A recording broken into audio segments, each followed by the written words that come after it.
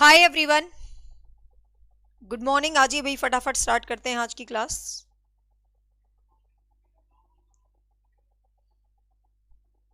चलो,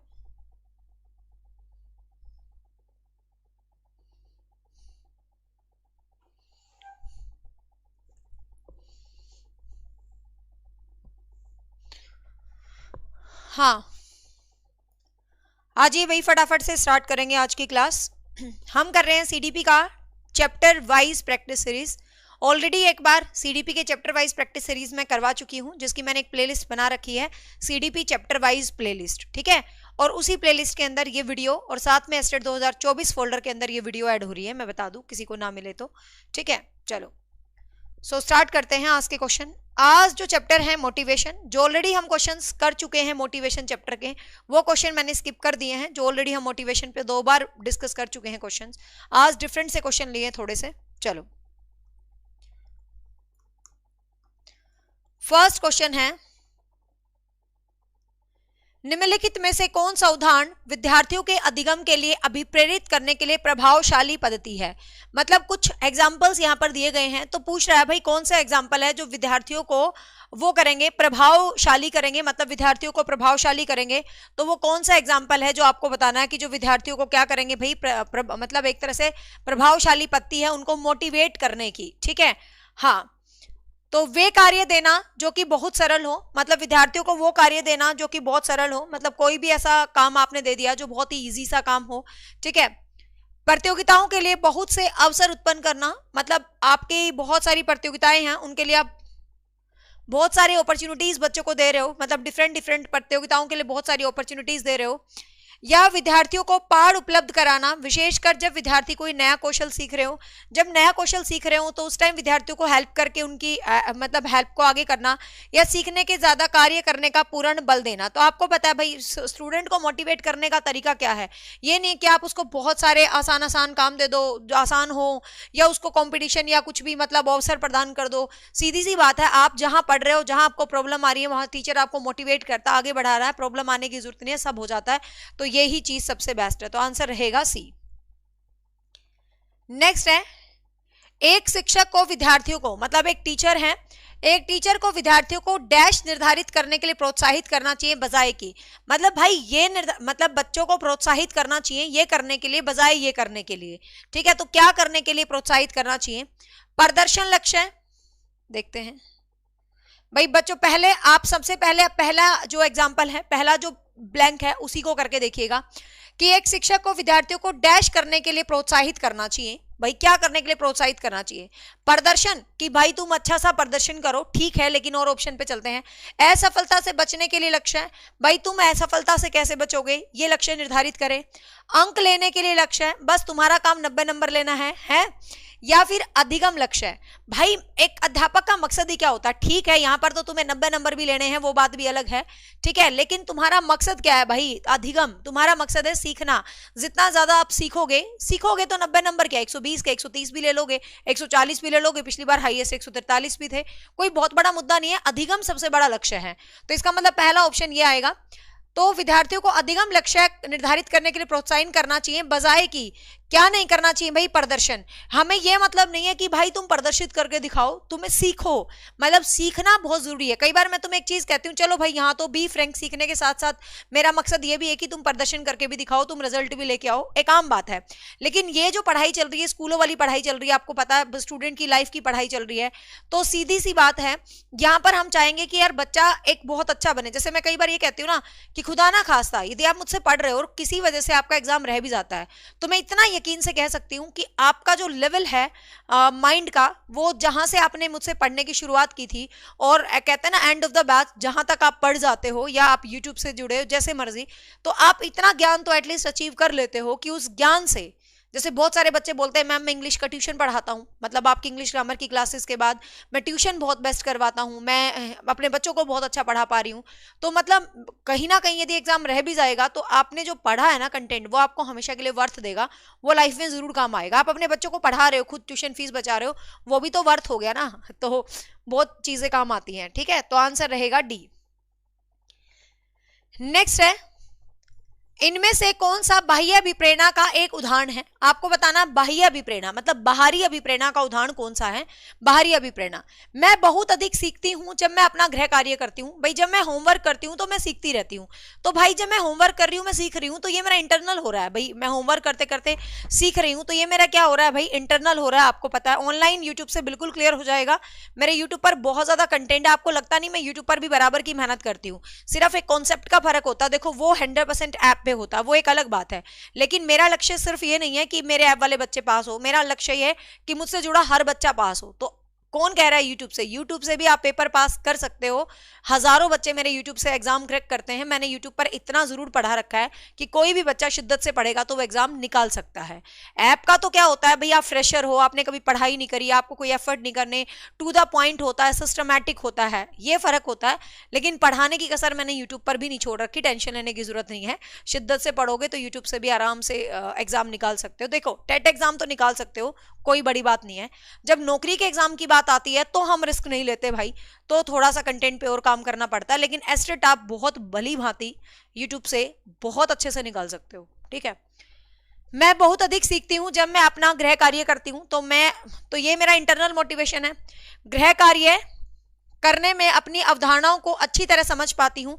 नौकरी का भी निकाल सकते हो, लेकिन नौकरी में कंपटीशन आ जाता है, आपको पता है, वहां पर टॉप में रहना पड़ता है, कंपटीशन में रहना पड़ता है, तो थोड़ा सा डेडिकेशन ज्यादा चाहिए होता है। गृह कार्य करने में मैं अपनी अवधारणाओं को अच्छी तरह से समझ पाती हूँ। भाई मैं अपने कॉन्सेप्ट को अच्छी तरह से समझ रही हूँ, तो ये क्या है? ये भी आपका इंटरनल है। ठीक है, ये भी आपका इंटरनल है। मैं अपना गृह कार्य पूरा करती हूं क्योंकि शिक्षक प्रत्येक नियत कार्य के लिए मुझे अंक देते हैं। भाई मैं होमवर्क अच्छे से करके ले जाती हूँ क्योंकि टीचर मुझे नंबर देता है जाके। अगला देखते हैं। मैं अपना गृह कार्य करना पसंद करती हूँ क्योंकि मुझे बहुत आनंद आता है। किसी काम में मुझे आनंद आ रहा है, ये मेरा इंटरनल है। किसी काम को करके मुझे खुशी मिल रही है, कुछ सीख रही हूँ, वो मेरा इंटरनल है। लेकिन भाई मैं काम इसलिए कर रही हूँ कि सर जाके तारीफ करेंगे, ओहो भाई निशा बहुत अच्छा काम करके लाई, दे दो इसको इतना नंबर।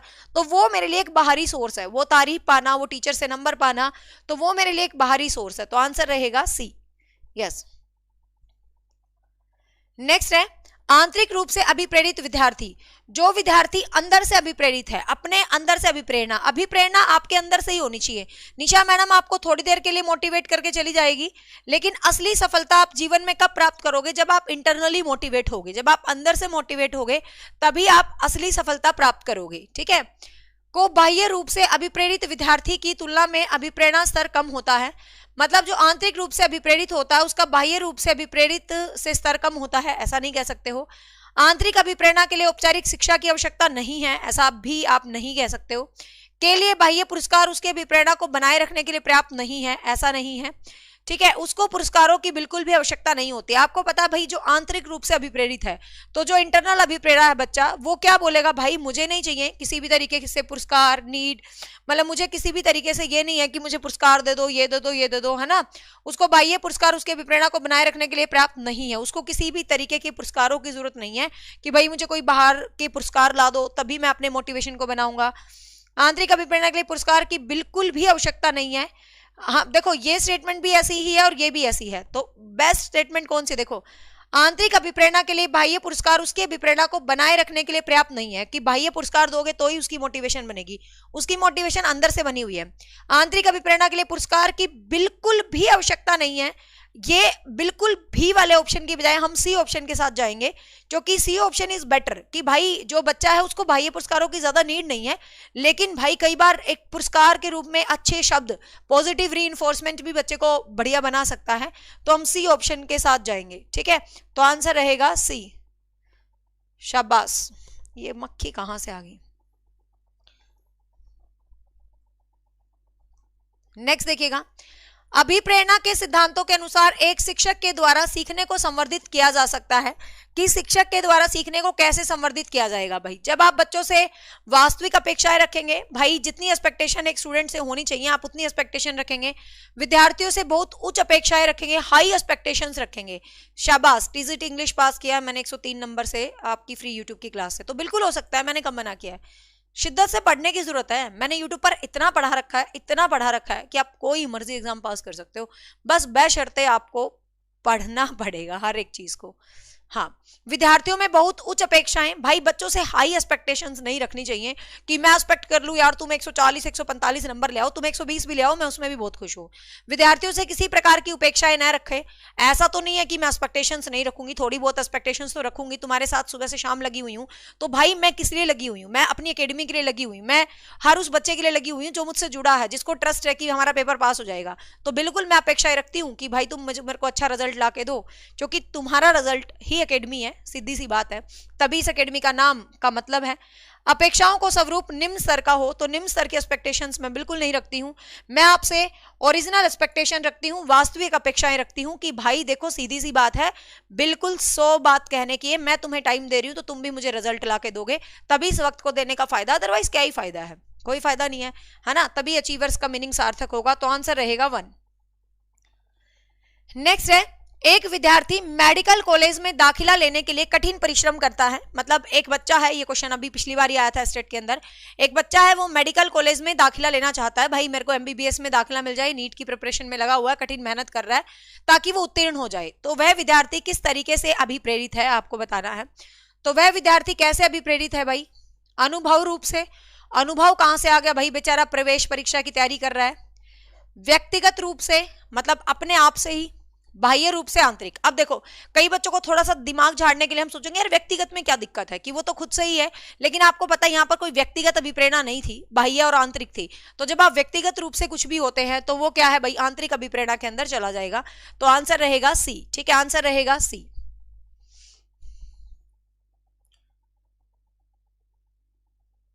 चलो, अब की बार तुमने रिकॉर्ड तोड़ना है रिजल्ट का। पिछली बार मुझे लग रहा है 40 प्लस फ्लैक्स बने थे और एक फ्लैक्स पे कम से कम 20-20, 25-25 बच्चों की फोटोज छपी हुई थी।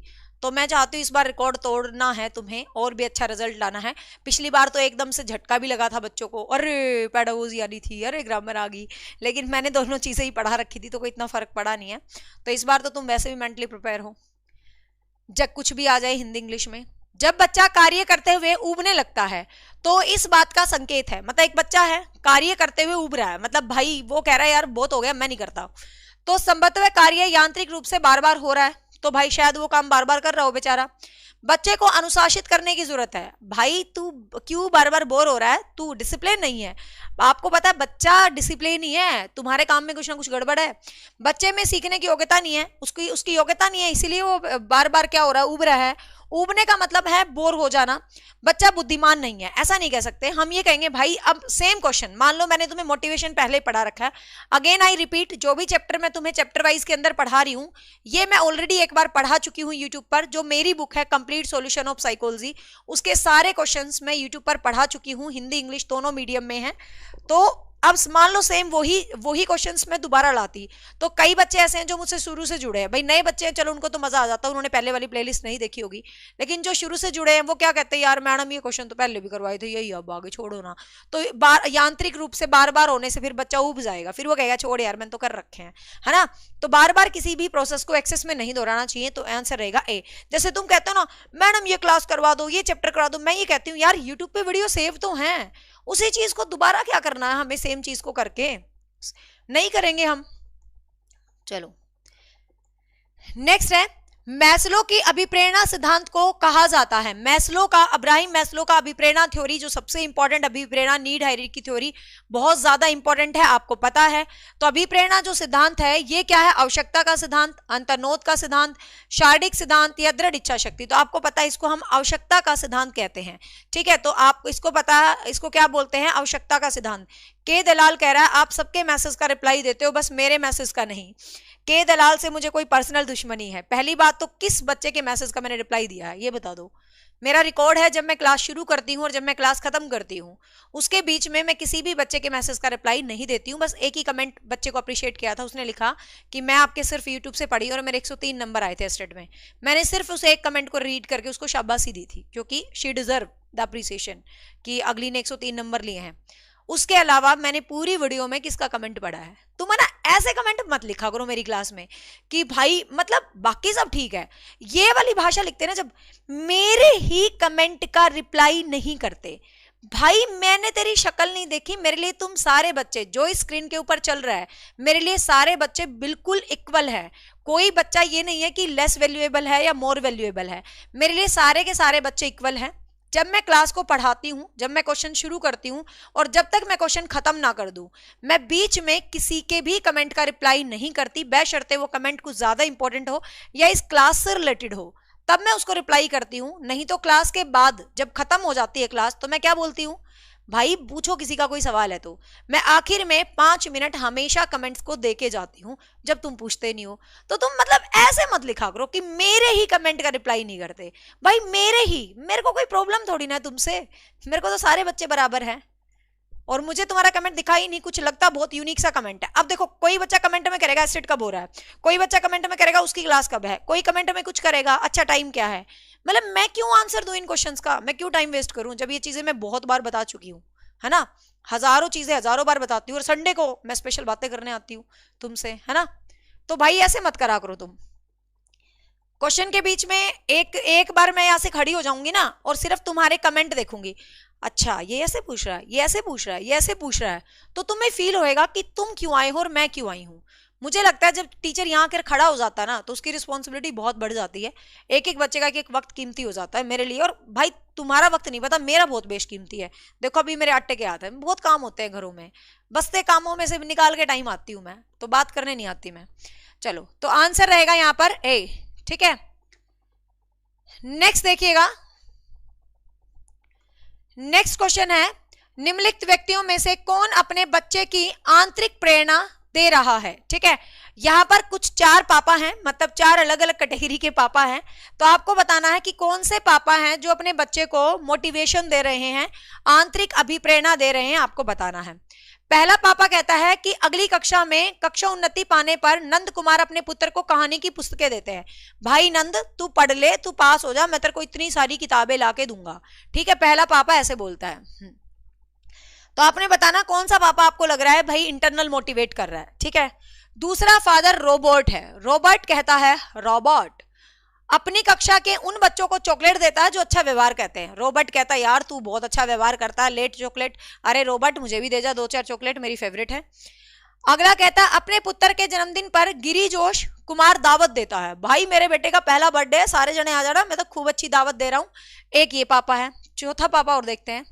एक कहता है कि बेटा तू बहुत अच्छे अंक ले ले, मैं तुझे बहुत तारीफ करूंगा, तू मेरा बहुत शाना बेटा है, इतने अच्छे अच्छे नंबर लिए। तो आपको दिख रहा है तीनों पापा तो कोई ना कोई चीज ला के दे रहे हैं। तो कोई ना कोई जो चीज है वो तो बाह्य अभिप्रेरणा है। ठीक है, एक फादर है जो अप्रिशिएट कर रहा है मेरी तरह, शाना बेटा तू बहुत शाना है, तू पढ़ ले। तो भाई मतलब वो इंटरनल मोटिवेट कर रहा है। तो आंसर रहेगा डी। ठीक है, हाँ चलो नेक्स्ट है, अभिप्रेरणा का वही संबंध उपलब्धि से है जो अधिगम का डैश से है। तो अभिप्रेरणा का वही संबंध उपलब्धि से है, मतलब जो मोटिवेशन है related to achievement, motivation achievement से रिलेट करती है, तो वही अधिगम का किससे संबंध है। तो देखो जैसे मोटिवेशन से हमें अचीवमेंट है, मतलब इंस्पिरेशन से अचीवमेंट आती है, तो लर्निंग से हमें कॉम्प्रीहेंड होता है, बोध होता है। ठीक है, तो बोध आंसर रहेगा सी। नेक्स्ट है, एक अध्यापिका यह सुनिश्चित करना चाहती है कि उसके विद्यार्थी आंतरिक रूप से अभिप्रेरित हैं, तो इस संदर्भ में क्या करेगी। मतलब एक अध्यापिका है, वो देखना चाहती है कि उसके विद्यार्थी आंतरिक रूप से मतलब प्रेरित हैं या नहीं है, तो वो क्या करेगी बताना है आपको। वस्तु रूप में पुरस्कार प्रस्तुत करेगी, तो उन्हें मतलब चीजों के रूप में प्राइज देगी बच्चों को। सभी बच्चों के लिए उपलब्धि के लिए एक मानकों की उल्लिखित करेगी, मतलब कुछ ना कुछ स्टैंडर्ड बताएगी सभी बच्चों के लिए। अंतिम परिणाम पर ध्यान देने की बजाय व्यक्तिगत रूप से बच्चों की अधिगम प्रक्रियाओं पर ध्यान देगी। आखिरी रिजल्ट क्या है उसको नहीं पता, लेकिन वो प्रोसेस पर ध्यान देगी। यह इस प्रकार की अधिगम गतिविधियों की योजना बनाएगी जो अभिसारी चिंतन को प्रोत्साहन देंगी। तो देखो अभिसारी चिंतन को यदि बात करें प्रोत्साहन देते हैं, तो अभिसारी चिंतन को जो प्रोत्साहन देंगे वो किस प्रकार के होते हैं भाई, जो फिक्स होते हैं, जो फैक्ट पर डिपेंड होते हैं। तो सीधी सी बात है भाई, अंतिम परिणाम क्या होगा कोई बात नहीं, वो तो बाह्य फैक्टर है। ठीक है, बच्चा कितना सीख रहा है ये हमारे लिए जरूरी है, ये इंटरनल फैक्टर है। ठीक, कहते हैं ना भाई हम अपना 100% कर रहे हैं, बच्चा क्या परिणाम देगा वो बाद में पता चलेगा। तो आंसर रहेगा सी। नेक्स्ट है, भावनाओं, अधिगम और अभिप्रेरणा के संदर्भ में निम्नलिखित में से किस कथन से आप सहमत है। मतलब आपके अंदर भावनाएं हैं, अधिगम है और अभिप्रेरणा है, तो कौन सा कथन है जो इस स्टेटमेंट को दिखाता है। ठीक है, एक तो आज ये स्क्रीन पे पता नहीं क्या नया ऑप्शन आ गया गोल करके, कमेंट इतने से दिख रहे हैं और ये गोल गोल बड़ा दिख रहा है। चलो, सीखने के लिए भावनाओं को अलग कर देना चाहिए। भाई सीखने के लिए भावनाओं को अलग रख देना चाहिए, आप ऐसा नहीं कह सकते। सीखोगे तो मुझे लगता है भावनाओं का सीखने में महत्व होता है। भावनाएं अधिगम और अभिप्रेरणा के संदर्भ में किस कथन से आप सहमत हैं? ठीक है, अलग तो नहीं करेंगे हम भावनाओं को। प्रेरणा और सीखने के साथ भावनाएं घनिष्ठ रूप से जुड़ी होती हैं, इंस्पिरेशन के साथ। आगे देखते हैं, सीखने के लिए अभिप्रेरित करने में भावनाओं की कोई भूमिका नहीं होती। नहीं कह सकते ऐसा। कुछ नया सीखना इस बात पर निर्भर करता है कि उसमें हम कितने निपुण हैं। नहीं, एक्सपर्टाइजेशन जरूरी नहीं है कि आप जिस चीज में एक्सपर्ट है उसी को सीख सकते हो। आप जिसमें एक्सपर्ट नहीं हो आप उसको भी तो सीख सकते हो, तो ये भी नहीं होगा। तो आंसर रहेगा बी। आपकी इंस्पिरेशन, आपका मोटिवेशन, आपकी सीखना, आपकी फीलिंग सभी इंटरकनेक्ट होती है, तभी आप बेटर सीख पाते हो। कहते हैं ना, कर्म वचन मन वाणी, जब तुम पढ़ने बैठते हो तो दिल दिमाग से पढ़ने बैठते हो, तभी आप बेटर सीख पाते हो। तो आंसर रहेगा बी। नेक्स्ट है, कौन सा अभिप्रेरणा का घटक नहीं है? Which is not the component of motivation. Motivation का कंपोनेंट कौन सा नहीं है आपको बताना। प्रोत्साहन, रटन, स्मृति, अंतर्नोद, आवश्यकता है। आपको पता, नीड, ड्राइव, इंसेंटिव, इंस्पिरेशन, ये सब मोटिवेशन के घटक होते हैं, लेकिन जो रटन स्मृति है ये किसी भी तरीके से मोटिवेशन का घटक नहीं है। तो आंसर रहेगा 3। नेक्स्ट है, उपलब्धि अभिप्रेरणा का सिद्धांत किसके द्वारा दिया गया है? तो ये बहुत बार क्वेश्चन आता है, स्टेट में भी 3-4 बार आ चुका है। तो ये दिया था मैकलिंड और एटकिंसंस। ठीक है, मैटकिंस और एटकिंसंस ने दिया था अचीवमेंट मोटिवेशन, मैकलिंड और एटकिंसंस। नेक्स्ट है, नकारात्मक पुनर्बलन, नेगेटिव रीइंफोर्समेंट क्या करता है? आपके डिजायरेबल बिहेवियर को बढ़ाता है, अनडिजायरेबल बिहेवियर को कम करता है, वांछनीय व्यवहार को कम करता है, या वांछनीय व्यवहार को बढ़ाता है। तो आपको पता है डिजायरेबल जो बिहेवियर है, आप जो चाहते हो वो हो, उस गति को आगे बढ़ा देता है, जो कमियां है उसको दूर करके और फिर आगे बढ़ा देता है। तो आंसर रहेगा 1।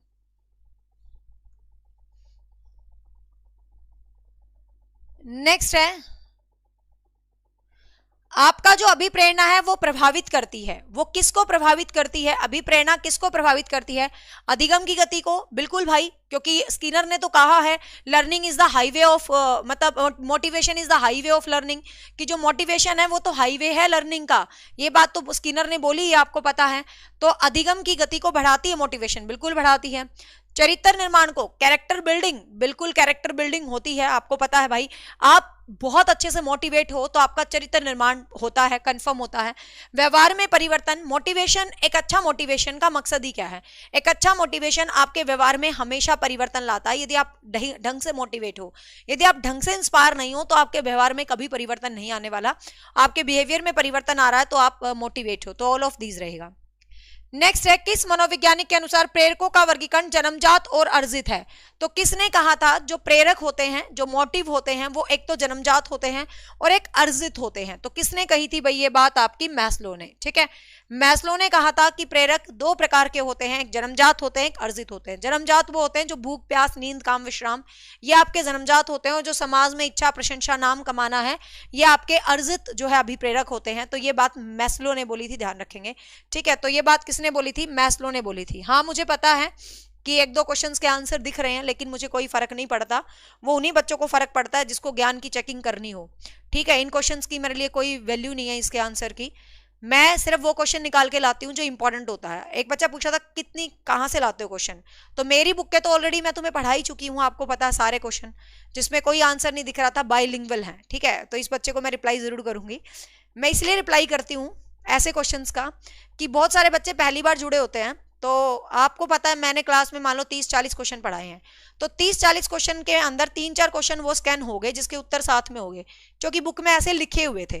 मैंने कोशिश बहुत करी इनको कट करने की, बट ये कट नहीं हुए। ठीक है, तो मेरा मकसद कभी नहीं होता कि मेरे को इस उत्तर से क्या फर्क पड़ेगा, मुझे पता है ये मैस्लो ने दिया, मुझे पता है इसका ये आंसर है। ठीक है, तो जो मुझसे स्टार्टिंग से पढ़ रहे हैं, तो मैंने ये उत्तर जो स्कैन हुआ है ये देखने के लिए बिल्कुल स्कैन नहीं करे हैं। ठीक है, मैंने ये क्वेश्चन पढ़ाने के लिए स्कैन करे क्योंकि ये क्वेश्चन अच्छे थे और मुझे इनको पढ़ाना थोड़ा सा जरूरी लगा। तो दिख रहे हैं तो कोई बात नहीं, ये सिर्फ 4 ही क्वेश्चन है जिनके बीच में आंसर दिख रहे हैं। चाहती तो मैं काट भी देती, बट ये कटे नहीं और मुझे कोई फर्क नहीं पड़ता क्योंकि मुझे क्वेश्चन समझाने थे। क्लियर? तो ये भाई किसने दिए हैं? मैस्लो ने दी हैं, आपको ध्यान रखना है। नेक्स्ट है, अभिप्रेरक सेट का सही अनुक्रम कौन सा है? मतलब कौन सा एक सीक्वेंस है जो आपको लगता है कि सही रूप से अभिप्रेरणा को, मतलब का जो सीक्वेंस है उसको सही रूप से दिखाता है, तो आपको बताना है कि वो सेट कौन सा है। ठीक है, तो लक्ष्य निर्देशित व्यवहार करना, लक्ष्य प्राप्ति करना, सहाय्य प्रवृत्ति। सहाय्य प्रवृत्ति इसका ना थोड़ा इंग्लिश वर्जन होता तो बेटर होता। हाँ, तो बच्चा पूछा था ना क्वेश्चन कहां से लाते हो, तो मेरे पास सीडीपी की 10 किताबें हैं, तो मैं 10 किताबों में से लाती हूँ। अब तुम किस किस को लोगे, कोई जरूरत नहीं है। ठीक है, मेरी किताब अपने आप में एक परफेक्ट किताब है, लेकिन उसके सारे क्वेश्चन मैं ऑलरेडी करवा चुकी हूँ। आपको पता वो हिंदी इंग्लिश दोनों भाषाओं में मैंने आपको पढ़ाए थे, तो वो क्वेश्चन मैं दोबारा रिपीट नहीं कर रही, इसलिए मैं नए नए रैंडम क्वेश्चन कहीं कहीं से उठा लेती हूँ। ठीक है, तो सहाय्य प्रवृत्ति, लक्ष्य निर्देशित व्यवहार, लक्ष्य प्राप्ति और संतुष्टि। तो आपको पता है सबसे सहाय्य प्रवृत्ति का मतलब क्या होता है, किसी चीज को समझने की प्रवृत्ति। मतलब सबसे पहले कोई भी चीज है, कोई भी बात है, हम उसको समझेंगे, फिर हम अपने लक्ष्य की ओर हमें कोई गाइडेंस करेगा, मतलब हम अपने लक्ष्य के लिए आगे बढ़ेंगे। फिर आपको पता है हम लक्ष्य के लिए आगे बढ़ेंगे, फिर हमें लक्ष्य की प्राप्ति हो जाती है, और लक्ष्य की प्राप्ति हो जाती है तो हमें लास्ट में क्या हो जाती है, संतुष्टि हो जाती है। ठीक है भाई, ये नीड ड्राइव इंसेंटिव टाइप में ही है। नेक्स्ट है एक आंतरिक मानसिक दशा जो किसी व्यवहार आरंभ करने और बनाए रखने के लिए प्रवृत्त करती है। मतलब कौन सी आंतरिक दिशा होती है जो आपके व्यवहार को बनाए रखती है और आपको मोटिवेट करती है, तो वो अभिप्रेरणा होती है। अगला क्वेश्चन हम कर चुके हैं, मूल प्रवृत्ति। हाँ, ये तो पता ही है सबको, मूल प्रवृत्ति, मैं से मूल, मैं से मैकडूगल। तो मूल प्रवृत्ति का सिद्धांत किसने दिया है भाई, मैकडूगल ने दिया है। 14 मूल प्रवृत्तियां दी हैं, कई बार मैं तुम्हें याद करवा चुकी हूं, कई बार टेलीग्राम पर शेयर कर चुकी हूं 14 मूल प्रवृत्तियां, ध्यान रख लेना। नेक्स्ट है क्रिया को प्रारंभ करना, जारी करना और नियंत्रित करना क्या कहलाता है। आपने किसी काम को प्रारंभ किया, ठीक है, फिर उसको जारी किया, फिर उसको कंट्रोल करा, तो वो चीज भी मोटिवेशन ही कहलाती है।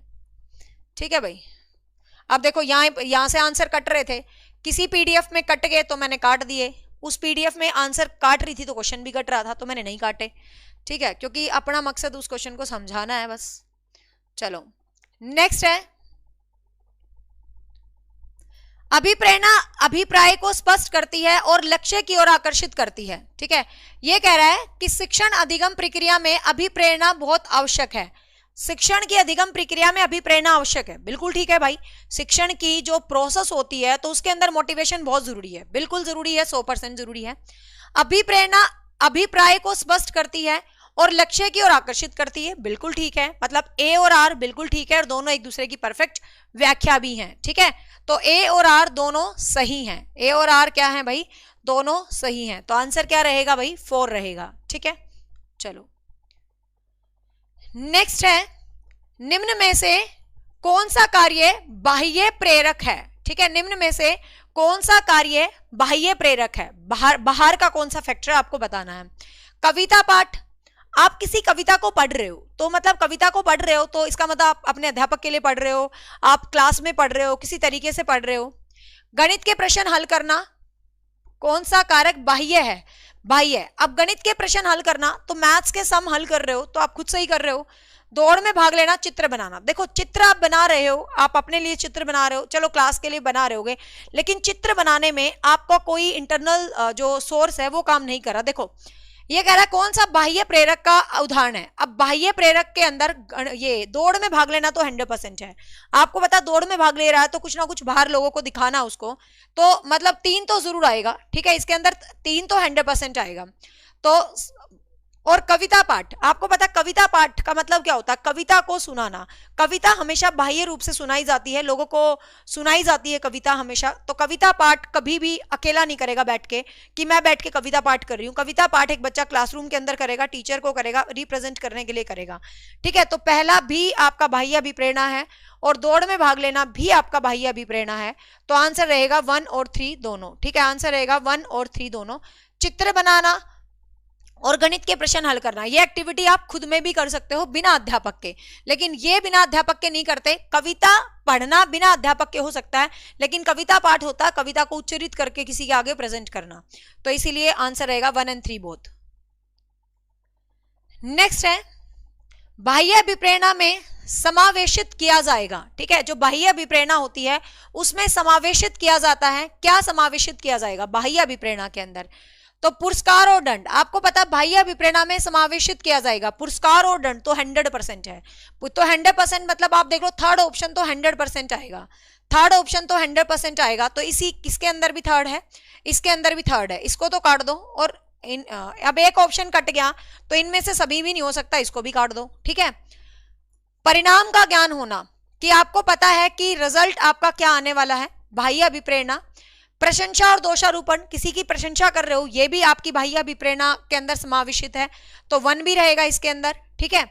प्रतिद्वंदता, प्रतिद्वंदता का मतलब क्या होता है, आप किसी के लिए प्रतिद्वंदी हो कि भाई ये मेरा दुश्मन है, तो ये जो दुश्मनी निभाते हो तुम, कहां से निभाते हो भाई, ये जो दुश्मनी तुम निभा जाते हो ये दिल के अंदर अंदर से निभा जाते हो, किसी को पता भी नहीं चलती, और तुम ऐसी भयंकर वाली दुश्मनियां निभा जाते हो, है ना, तुम्हारे अंदर की दुश्मनी होती है।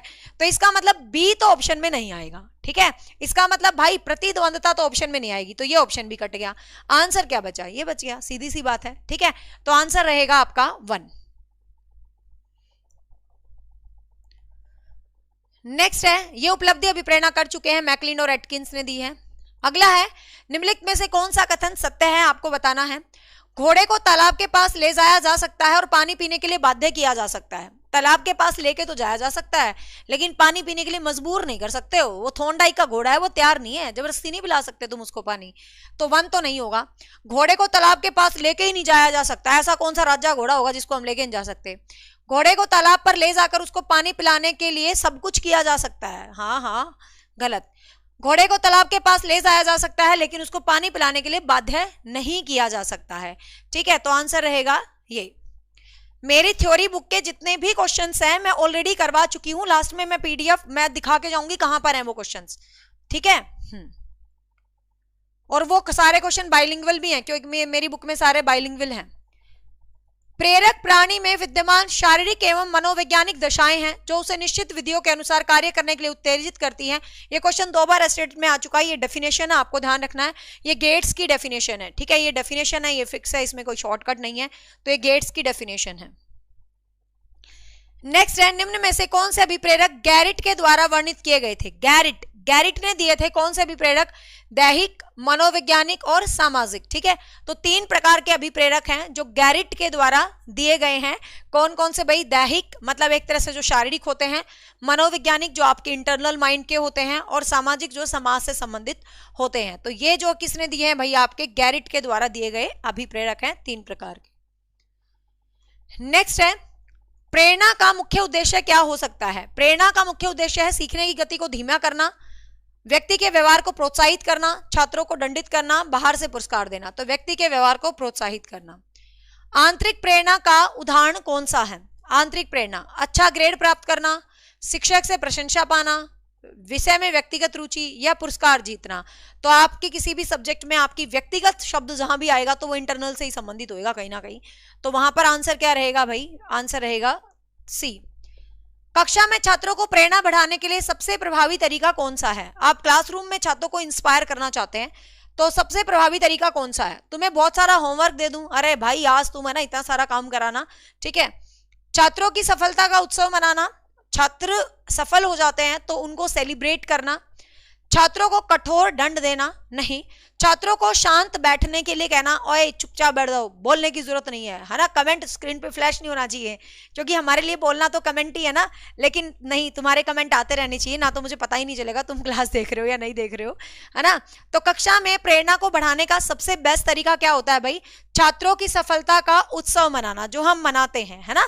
जैसे कि कोई भी स्टूडेंट मिलने आता है तो उसको मिलाने का मकसद क्या होता है, ये फोटोज लगाने का मकसद क्या होता है। कुछ जैसे मतलब आपको पता है हर टाइप की दुनिया है, फ्रीडम की अधिकार, स्वतंत्रता का अधिकार बोलने का सबका है। तो कुछ बच्चे कहते हैं मैम बहुत फोटोज लगाते हैं, भाई कामयाब होते हैं बच्चे कामयाब होते हैं, अपनी फोटो भेजते हैं तो हम तो लगाएंगे। यदि एक बच्चा कामयाब हो रहा है, अपनी फोटो भेज रहा है तो लगाएंगे। तो उस फोटो को लगाने का जो मेरा मकसद होता है ना, वो क्या होता है, कभी तुमने फील करा है। उस फोटो को लगाने का मेरा उस फोटो को लगाने का ये मकसद नहीं होता। एक पता नहीं किस किस्म की किस अवधारणा के प्राणी है दुनिया में। एक बच्चे ने कमेंट करा कि मैडम फोटो लगा के इसलिए दिखा रही है कि मैडम का इतना अच्छा रिजल्ट आए और मैडम का बैच बिके। मतलब मैं ऐसी चीप मेंटेलिटी पे मुझे बड़ा अजीब लगता है। भाई मैडम ने ना आज तक बैच, तुमने देखा होगा मैं तुम्हें रोज यूट्यूब पे 2-2 घंटे पढ़ाती हूँ। मैं कभी स्पेशल, मतलब मैं कहना नहीं चाहती, मैंने बहुत सारी वीडियोस देखी है, बच्चे में शेयर कर देते हैं। There are many peoples always show the badges on the display, badge ये बैच ये बैच ये बैच। तुमने आज तक, जब मेरा बैच लॉन्च होता है बस मैं उस दिन बताती हूँ, उसके अलावा मैं तुम्हें रेगुलर पढ़ाती रहती हूँ। तुमने कभी बोर्ड पे मेरा बैच डिस्प्ले हुए देखे होंगे? मेरी आदत नहीं है, ठीक है। मैं इसलिए बोल रही हूँ ये बात कि जो आपको पता, जो एग्जाम्पल आता है उससे रिलेटेड एग्जाम्पल देना मेरी आदत है। गैर परंपरागत उदाहरण साइकोलॉजी में देने चाहिए बच्चों को विकसित करने के लिए। तो कहने का मतलब, कभी भी मैंने अपने बैचेस की फोटोज आज तक यूट्यूब पर डिस्प्ले करी है? कभी भी नहीं। सिंपल कोई बच्चा पूछता है मैं बता देती हूँ, और मैं बार बार यही बोलती हूँ कि बैच के बारे में बार बार पूछने की जरूरत नहीं है। YouTube achiever academy app download करो, सारे बैच हैं। मतलब मैंने कभी डिस्प्ले कर करके दिखाया हूँ कि ये मेरा वो बैच है, ये मेरा वो बैच है, मैं कभी नहीं दिखाती, क्योंकि जिसको पता है, जो पढ़ रहा है उसको पता है। I only believe in the one thing, that is mouth publicity. अब ये जो इतने बच्चे टीजीटी में सिलेक्शन हुए हैं, इनसे पता नहीं कितने बच्चे जुड़े हैं, वो अपने आप सबको बताते हैं, तो this is the best way of publicity. तो वो फोटोज क्यों लगाई जाती हैं आपको पता है? उन फोटोज को लगाने का मकसद क्या होता है? और वो बैच की बातें भी इसलिए निकल जाती हैं क्योंकि मैं जो प्रैक्टिस है वो कंबाइन रूप से करवाती हूँ, तो इसीलिए हाँ, कि भाई बैच वाले बच्चे भी देख लें और यूट्यूब वाले भी देख लें प्रैक्टिस। तो हमेशा सबसे बड़ी पब्लिसिटी होती है माउथ पब्लिसिटी। तो साइकोलॉजी भी कहती है भाई बच्चों का उत्सव मनाओ। तो जो फोटोज मेरे पास आएंगी, उन फोटोज का मकसद क्या होता है? आपने कभी भी देखा होगा, मैं फोटो छपवाती हूँ तो उसके नीचे लास्ट में लिखा होता है ऐसे, एक खाना बना होता है और उस खाने में लिखा होता है नेक्स्ट यू। तो वो फोटो कभी बैच के लिए नहीं प्रस्तुत की जाती है। भगवान की दया से आई एम ब्लेस्ड, वो बच्चे अपने आप एक दूसरे को बताते हैं, क्योंकि मैं कंटेंट पे काम करती हूँ। कंटेंट से बाहर कभी क्वेश्चन नहीं मिलेगा तुम्हें। तो वो इसलिए लगाया जाता है कि उस नेक्स्ट यू को देख के है ना, बहुत सारे बच्चों में कीड़ा उत्पन्न हो जाता है कि भाई अगली फोटो यहाँ मेरी आनी चाहिए। तो उनकी सफलता का उत्सव मनाना इसीलिए जरूरी है क्योंकि उनकी सफलता से पता नहीं कितने बच्चे अभी प्रेरित होते हैं, कितने बच्चे मोटिवेट होते हैं। यहाँ खड़ी होके एक बच्चा यदि मुझसे मिलने आता है ना, और उस बच्चे की वीडियो से मैंने खुद फील करा है कि 20 बच्चों में वो अग्नि, वो ज्वाला पैदा हो जाती है कि अगली बार तो मैं भी मैडम से मिलने जाऊंगा और मेरा भी सिलेक्शन होना चाहिए। तो ये जो डिस्प्ले की जाती हैं फोटोज, और ये जो मोटिवेशन और जो स्टूडेंट्स का मिलना, और ये शॉर्ट्स बनाए जाते हैं, ये इसलिए बनाए जाते हैं कि आप लोगों के अंदर एक आग पैदा हो कि यार ये बच्चा कैसे अलग है, इसको इतनी सम्मान कांग्रेचुलेशंस क्यों मिल रही हैं, मैं क्यों नहीं हो सकता अगला, अगली फोटो मेरी लगेगी, अगला सम्मान मुझे मिलेगा, अगली नौकरी मुझे मिलेगी। तो ये बहुत जरूरी चीज है, और ये चीज तुम्हें तभी मिलेगी जब तुम देखोगे, मोटिवेशन होगे। जब हम स्कूलों में थे, कोई बच्चा स्टेज पे जाता था तो हमें लगता था ओहो इसको इनाम मिल गया, आए हाय मेरे को भी मिलना चाहिए। तो वो जो चीज होती है ना, this is the way, this is the reason to display the pictures. ये रीजन होता है फोटोज दिखाने का। अब एस्टेट में 40-50 फ्लेक्स लगे तो सबके मन में आया कि यार मैं रह गया, हाय मैंने को मेहनत करती, देख मेरी फोटो लगती। तो वो एक इंस्पिरेशन होती है, वो एक मोटिवेशन होता है जो बहुत जरूरी है। ठीक है, अगली फोटो तुम्हारी छपनी चाहिए, ध्यान रखना। क्लियर? तो साइकोलॉजी भी कहती है, अब तो और हक से कहेंगे हम, छात्राओं की सफलता का क्या करना चाहिए भाई? उत्सव मनाना चाहिए उनके मोटिवेशन को बढ़ाने के लिए। नेक्स्ट है, और ये जो क्वेश्चन है, ये जो क्वेश्चन है, इनमें से बहुत सारे क्वेश्चन मेरी बेटी ने निकाले हैं चैट जीटीपी से लेकिन बहुत सारे निकालती है वो क्वेश्चन मेरे लिए। मैं कहती हूँ बेटा इस चैप्टर के निकाल दे, बट मैं लेती वो हूँ जो इंपॉर्टेंट लगते हैं। अच्छा ये वाला पेज स्कैन नहीं हुआ, गलती से आ गया, छोड़ो इसको, इसमें आसान क्वेश्चन है, यही था सेम। नेक्स्ट है, जब कोई छात्र कक्षा में बेहतर प्रदर्शन करता है, क्योंकि वो मुझे ढेर सारे क्वेश्चन दे देती है, फिर उनमें से छांट के जो क्वेश्चन मुझे अच्छा लगता है बस वो रखती हूँ, बाकी 100 में से 10 रखती हूँ मुश्किल से।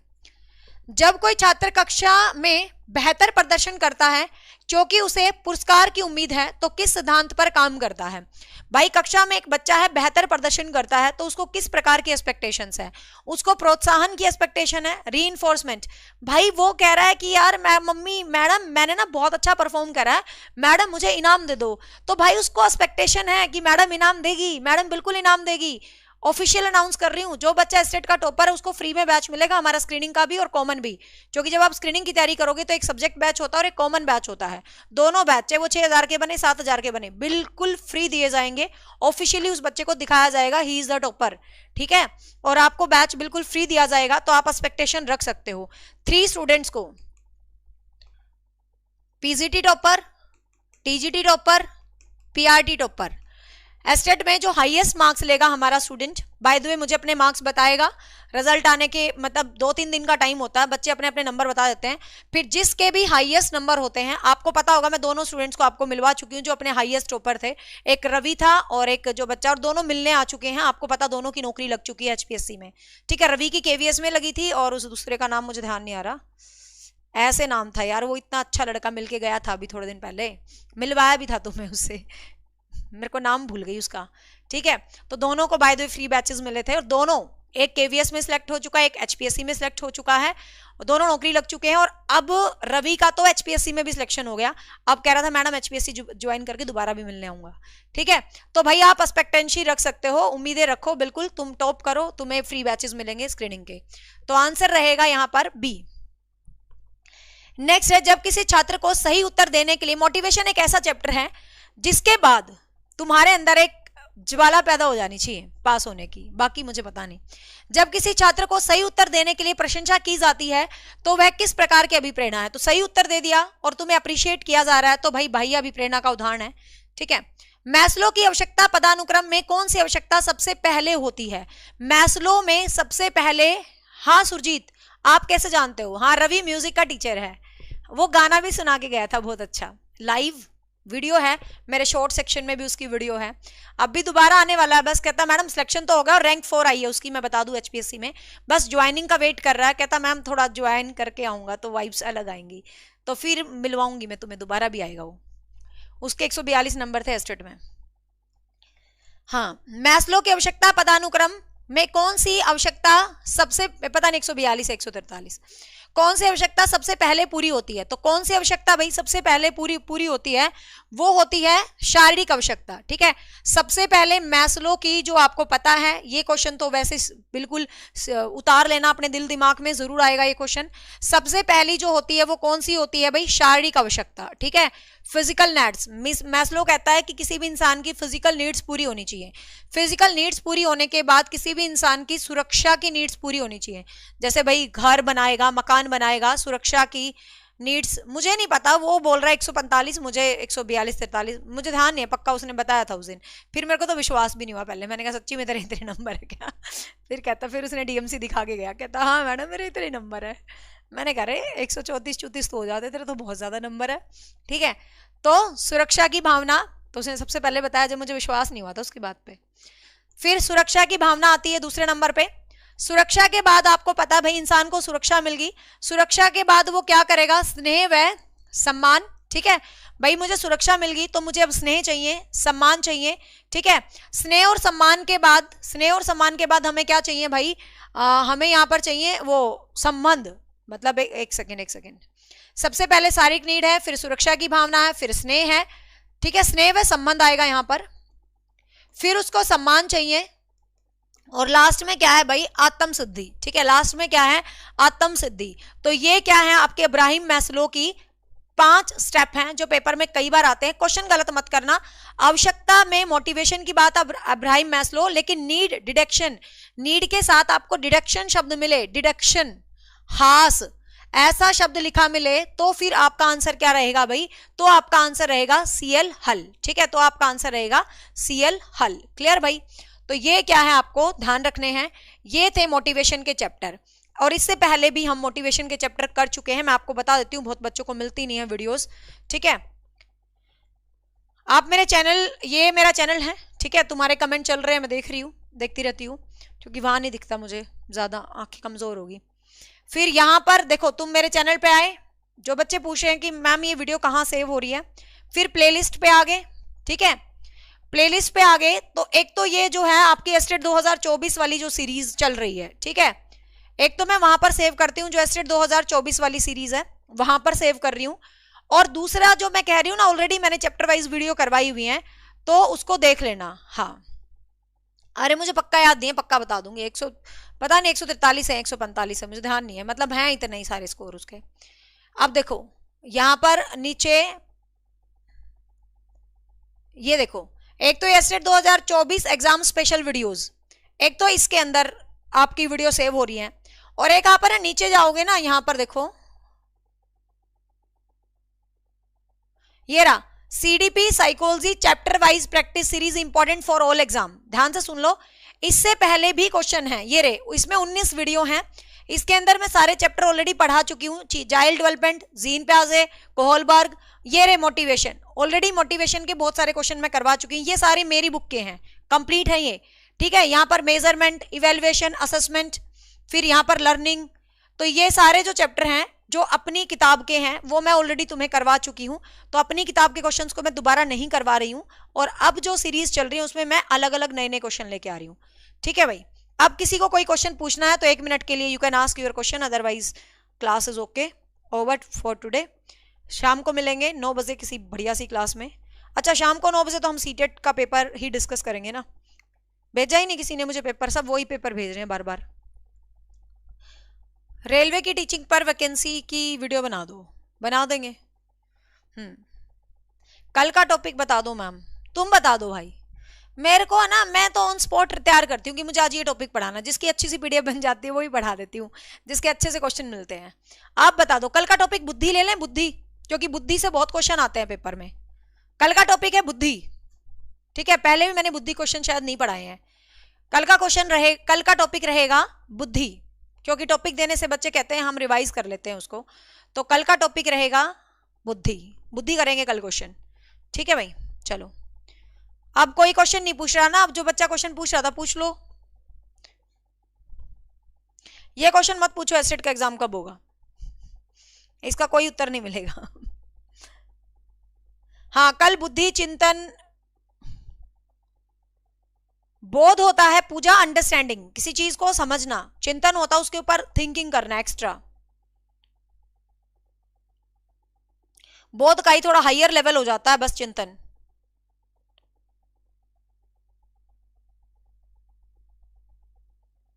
चलो, अब तुम कोई भी क्वेश्चन नहीं पूछ रहे। पीजीटी इंग्लिश में लिटरेचर देखो दीक्षित, अकॉर्डिंग टू सिलेबस तो बहुत ज्यादा नहीं है, लेकिन फिर भी मैं सलाह दूंगी हाइलाइट्स ऑफ लिटरेचर जरूर पढ़ लेना, इनका कोई भरोसा भरोसा नहीं होता पेपर वालों का, सिलेबस में तो दे नहीं रखा। इंग्लिश वाले आप एनसीईआरटी कर जाओ, फोनेटिक्स बहुत अच्छे से कर जाना, पेडागोजी बहुत अच्छे से कर जाना, वोकेबलरी बहुत अच्छे से कर जाना, और ग्रामर बहुत अच्छे से कर जाना, और फिगर ऑफ स्पीच, तब भी तुम्हारा पेपर पास हो जाएगा, ठीक है ना।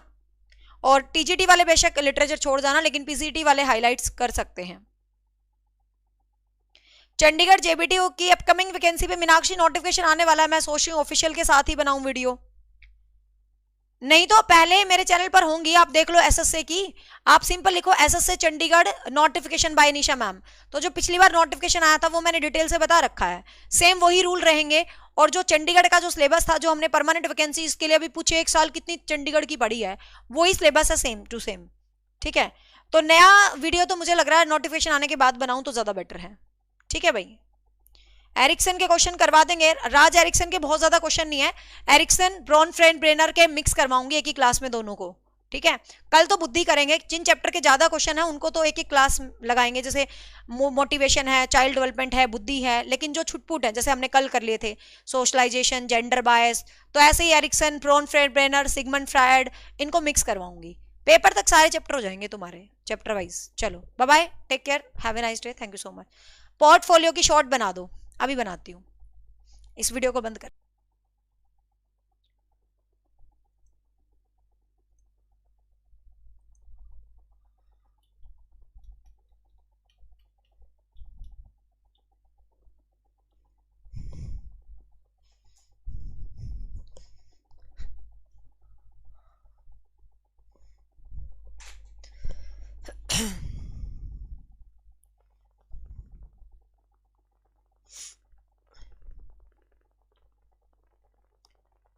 Hello everyone, good morning. आज ही भाई फटाफट से स्टार्ट करते हैं आज की क्लास, जल्दी जल्दी आओ।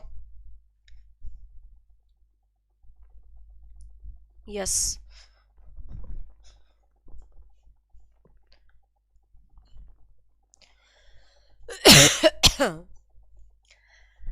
हाय एवरीवन, सो हम कर रहे हैं guys chapter wise practice series, हम अपना चैप्टर वाइज प्रैक्टिस सीरीज जो है डिस्कस कर रहे हैं, और इसमें आज हम क्लास नंबर 10 कर रहे हैं, और आपकी डिमांड पे मैंने अलग से प्लेलिस्ट बना दी है, ठीक है।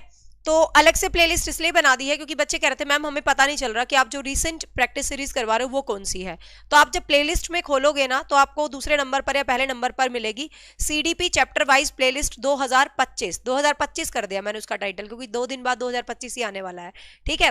तो ये एक तरह से अलग रह गई, तो इसके अंदर मैंने 10 क्लास जो है सेव कर दी है, क्लियर। चले, तो कल मैं तुम्हें टॉपिक देके गई थी, तुम ही टॉपिक देते हो, मैं तो बस तुम्हारे हुक्म का पालन कर देती हूँ कि ये वाले टॉपिक के क्वेश्चंस करवाना। तो कल तुमने मुझे टॉपिक दिया था एरिक्सन एंड ब्रॉन ब्रेनर, तो मैं इसके ही क्वेश्चंस करवा रही हूँ। मेरी तबीयत ठीक है, मतलब मुझे ऐसा कुछ हुआ नहीं, बस गले में आपको पता ही है जुकाम, ये सर्दी का आइटम है, 1-2 दिन तो रहता ही है ना। तो इसको मैं कोई बीमारी नहीं मानती, बस ये रहता है गले को थोड़ा कभी कभी रिलैक्स कर दो।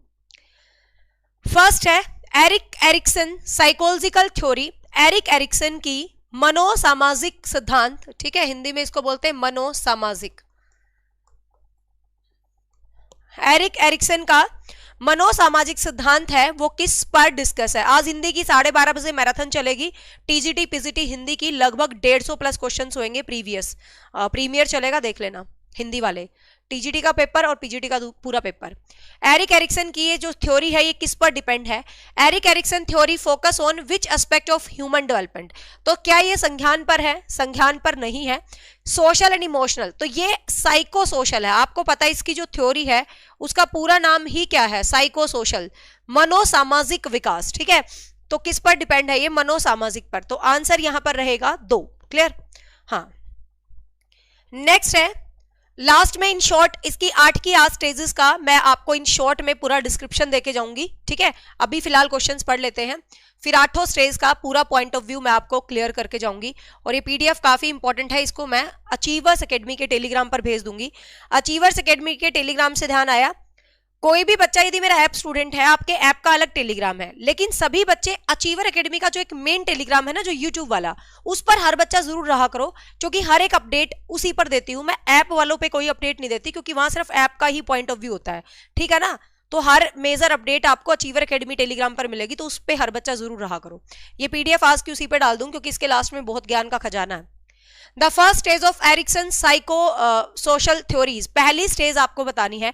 तो आपको पता 8 स्टेजेस में इसने दिया था। एरिक्सन कहता है कि बच्चा लाइफ में 2 तरीके से बढ़ता है, एक पॉजिटिव तरीके से बढ़ता है, एक नेगेटिव तरीके से, ठीक है।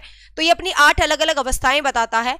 8 अलग अलग अवस्थाओं में बताता है कि किस अवस्था में क्या खास बात होती है और किस अवस्था में क्या खास गुण होता है। तो क्वेश्चन बस वहीं से ही आता है इसका ज्यादातर।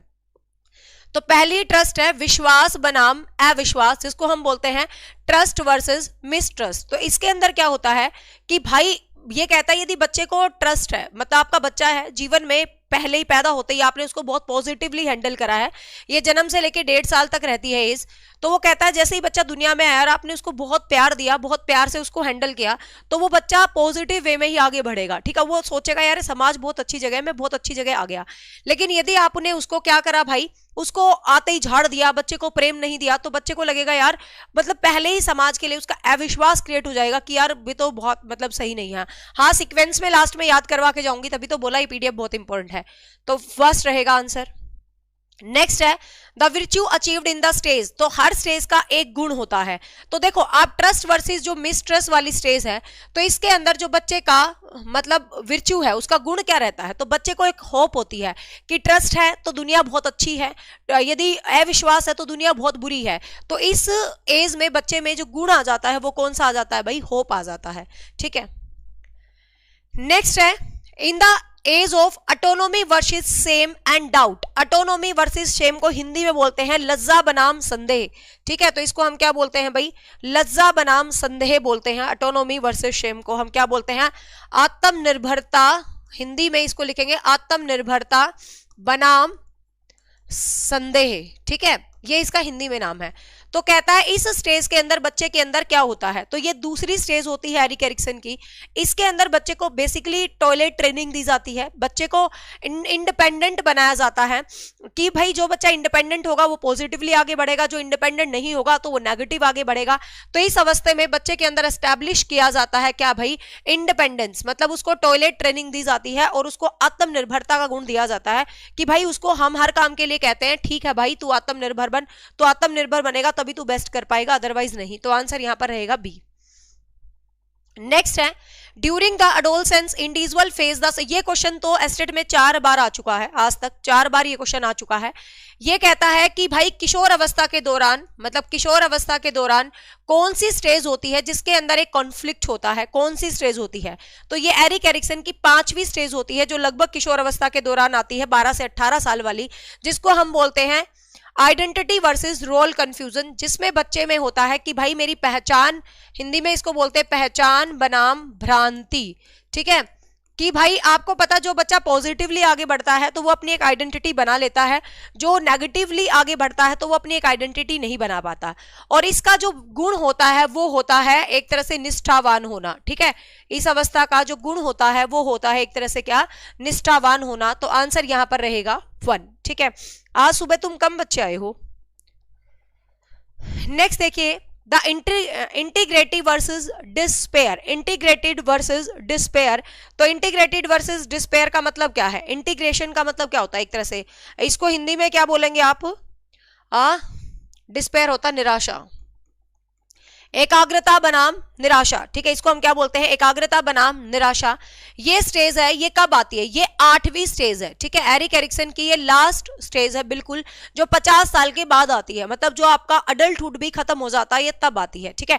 बिल्कुल आखिरी स्टेज, इसको आप ईगो इंटीग्रेटेड वर्सेस निराशा भी कह सकते हैं, कि जो बंदा पॉजिटिवली रहा है तो वो तो क्या इंटीग्रेटेड रहेगा, जो नेगेटिव रहा है वो क्या है, डिस्पेयर के अंदर अपना जीवन बिता देगा। तो ये 8वीं स्टेज होती है, आखिरी स्टेज होती है, जो 50 साल के बाद आती है लगभग। तो आप इसको कह सकते हो कि लेटर अडल्टहुड के अंदर आती है, ये बिल्कुल आखिर में चली जाती है, तो लेटर अडल्टहुड में आती है। 12 बजे क्लास क्यों नहीं ली, लास्ट में बताऊंगी। इसका मतलब तुम ना तो टेलीग्राम पे मैसेज देखते हो ना ही कम्युनिटी देखते हो, इसका मतलब ये है। नेक्स्ट है, in which stage does the concept of generative and versus stagnation, generative versus stagnation को हिंदी में बोलते हैं सृजनात्मकता बनाम अलगाव, ठीक है। इसको हिंदी में बोलते हैं सृजनात्मकता बनाम अलगाव, ठीक है। ये कौन सी स्टेज है भाई, ये आपकी 7th स्टेज है। लास्ट में शॉर्ट में सारी 8 स्टेज याद करवा के जाऊंगी, अभी के लिए समझो। ये एरिक्सन की 7वीं स्टेज है। ये कहता है कि in which stage does the concept of generativity versus stagnation appear. तो ये 7वीं के आसपास स्टेज है, तो इसका जो टाइम होता है बेसिकली वो 30 साल से 50 साल के अराउंड वाला होता है, ठीक है। मतलब जो 30 साल से, जैसे अडल्टहुड आपको पता है, किशोर अवस्था जब जाती है, किशोर अवस्था जब जाती है तो आपका अडल्टहुड शुरू हो जाता है, युवा अवस्था। तो अर्ली अडल्टहुड क्या होता है, जो 18 से 25 साल वाला होता है बेसिकली वो अर्ली अडल्टहुड होता है, ठीक है। जो 25 से 50 वाला होता है उसको आप मिडल अडल्टहुड बोलते हैं, और जो 50 से बाल वाला होता है उसको लेटर अडल्टहुड आप कह सकते हो, ठीक है। तो ये क्या हो गया भाई, मिडल अडल्टहुड हो गया, ठीक है। तो क्वेश्चन को वो कैसे भी घुमा के दे सकता है। ये 35 से 50 के नियर जो 7वीं स्टेज होती है एरिक्सन की, ठीक है। तो आंसर रहेगा सी। नेक्स्ट है, what is the core virtue associated with the stage of initiative versus guilt. ये कहता है इनिशिएटिव वर्सेस गिल्ट, मतलब आपका कहता है ना, आपने इनिशिएटिव करना, किसी चीज को शुरुआत करना है, या आप उस गिल्ट के अंदर रहते हो, मतलब या आप गिल्ट के अंदर रहते हो। पहल बनाम अपराध, शुद्ध हिंदी की बात करें तो इसको बोलते हैं पहल बनाम अपराध, पहल बनाम अपराध। ये जो एज बच्चे में आती है ये मतलब लगभग 6 साल तक की एज है, मतलब 3 से 6-5 साल तक रहती है। 3rd स्टेज है ये एरिक्सन की, ठीक है। ये एरिक्सन की 3rd स्टेज है। तो ये पूछ रहा है इसके अंदर क्या जो है स्पेशल गुण होता है। तो इस स्टेज के अंदर बच्चे में कुछ खास यूनिक नहीं होता, बस वो क्या करता है, स्कूल वगैरह जाने की सोचता है, मतलब वो सोचता है मेरी जिंदगी में क्या पर्पस है, मेरा क्या उद्देश्य होगा। यस, जो पर्पस बोल रहा है इसका मतलब उसने सही चीजें पढ़ी हुई हैं। तो आंसर यहाँ पर सी रहेगा। तो इसका पर्पस जो है इसका रहने वाला है, आंसर रहेगा सी। नेक्स्ट है, how many levels there in Bronfenbrenner ecological model. Bronfenbrenner के जैव पारिस्थितिक, इकोलॉजिकल को हिंदी में बोलते हैं आप जैव, बायो इकोलॉजिकल है इसका, जैव पारिस्थितिक, ठीक है। मॉडल के कितने स्टेज हैं, तो आपको पता होगा इसके 5 स्टेज हैं। कौन कौन से भाई, सबसे पहले आपका माइक्रो सिस्टम, जिसको आप सूक्ष्म तंत्र बोलते हैं, जिसको आप क्या बोलते हैं, सूक्ष्म तंत्र बोलते हैं। फिर आप इसको मीजो सिस्टम है दूसरा, जिसको आप मध्य तंत्र बोल सकते हो। तीसरा है आपका वो, एक मिनट, चौथा है मैक्रो सिस्टम, 5वां है क्रोनो सिस्टम। तीसरे का नाम क्या है, देखो मेरे दिमाग से कैसे स्किप हो सकती है, सीडीपी। माइक्रो सिस्टम, सूक्ष्म तंत्र, मीजो सिस्टम, मध्य तंत्र। अरे हिंदी में उसको बोलते हैं वृहित तंत्र, देखो मुझे उसका नाम क्यों ध्यान नहीं आ रहा। Micro system, meso system, macro system, chrono system, exo system. हाँ, इसको हम बोलते हैं एक्सो सिस्टम, ठीक है। तो ये 5 जो है क्या होते हैं भाई इसके, एरिक एरिक्सन की इसकी बायोलॉजिकल इसकी ब्रॉनफ्रेंड-ब्रेनर की स्टेज होते हैं। सिंपल वो बताता है कि मेरा जो विकास है किस तरीके से है। भाई ये बच्चा होता है सेंटर में, सबसे पहले इस लेयर से होता है, फिर इस लेयर में जैसे परिवार, साथी, संगी, ये सब कुछ आ जाते हैं। फिर जो दूसरी लेयर होती है, दूसरी लेयर में क्या होता है, जैसे कि मान लो मेरा बच्चा है और मेरे बच्चे का स्कूल है, तो उसके बीच में जो मेरी कनेक्टिविटी है, उसके टीचर से मेरा मिलना है, मेरे बच्चों के दोस्तों से मेरा मिलना है, तो ये सब इसके अंदर आते हैं मीजो सिस्टम में। मतलब मैक्रो सिस्टम में जो होते हैं उन्हीं की चीजों को स्ट्रॉन्ग बनाता है मीजो सिस्टम। इसके हिंदी में नाम थोड़े मुश्किल लगते हैं, बल्कि इंग्लिश में अच्छे याद हो जाते हैं। फिर जो एक्सो सिस्टम होता है, इसके अंदर आपका बाह्य तंत्र, जैसे कि आपके पेरेंट्स हैं, पेरेंट्स की चीजें हैं, जो चीजें आपको इनडायरेक्टली इंपैक्ट करती हैं, जैसे कि आपका हरियाणा बोर्ड है, अब आप देखो आपको इनडायरेक्टली कितना इंपैक्ट कर रहा है। आप उससे डायरेक्ट तो नहीं जुड़े ना, लेकिन आपके एग्जाम की डेट ही नहीं आ रही, आप कंफ्यूज हो रहे हो, तो ये इनडायरेक्ट क्या कर रहा है, आपको इंपैक्ट तो कर ही रहा है ना। आपके पेरेंट्स का वर्क स्थल, जैसे आपके मम्मी पापा अच्छी जगह पर काम करते हैं, उसका इंप्रेशन आप पे भी रहता है, तो ये सब कुछ आपके वृहित तंत्र में आते हैं। फिर मैक्रो सिस्टम के अंदर क्या होता है, जैसे कि वैल्यूज, परिवार, ये रीति रिवाज, ये जो वैल्यूज होती है, परंपराएं हैं, पॉलिटिकल है, ये सब कुछ आपके इसके अंदर आ जाते हैं, जो आपको इंपैक्ट करती है। क्रोनो सिस्टम होता है जो टाइम के साथ साथ चीजें बदलती रहती है, तो वो क्रोनो सिस्टम के अंदर आ जाती हैं। ठीक है, तो आपको ध्यान रखना है। तो आंसर रहेगा 5। आज मेरे गले खराब का लास्ट दिन है, क्योंकि मुझे मेरा नेचर पता है, मेरी साइकोलॉजी पता है, मुझे ये जो जुकाम वाला सीन रहता है ये बस 3 दिन रहता है। ठीक है, चौथे दिन गायब हो जाता है, तो कल तुम्हें मेरी अच्छी वाली आवाज सुनने को मिलेगी। आज आज और झेल लो बस इस आवाज को। ठीक है, तो आंसर रहेगा 5, पर तुम्हें समझ तो आ ही रही होगी ना। तो नेक्स्ट है question, the inner most layer of the Bronfenbrenner ecological system. Bronfenbrenner की इनर मोस्ट मतलब सबसे आंतरिक जो यूनिट है वो कौन सी है? तो सबसे आंतरिक मतलब जो बच्चे से सबसे ज्यादा कनेक्ट है, तो वो कौन सी है भाई? सबसे पहली है, that is called micro system. ठीक है, तो वो सूक्ष्म तंत्र है, जिसके अंदर मैंने आपको बताया परिवार वगैरह सब कुछ आते हैं। ठीक है, लास्ट में दोनों का शॉर्टकट देके जाऊंगी आपको। The system that include interactions between different micro systems is, ये कहता है द सिस्टम डेट इंक्लूड्स, कौन सा सिस्टम है जो इंक्लूड करता है interactions between different of the micro systems.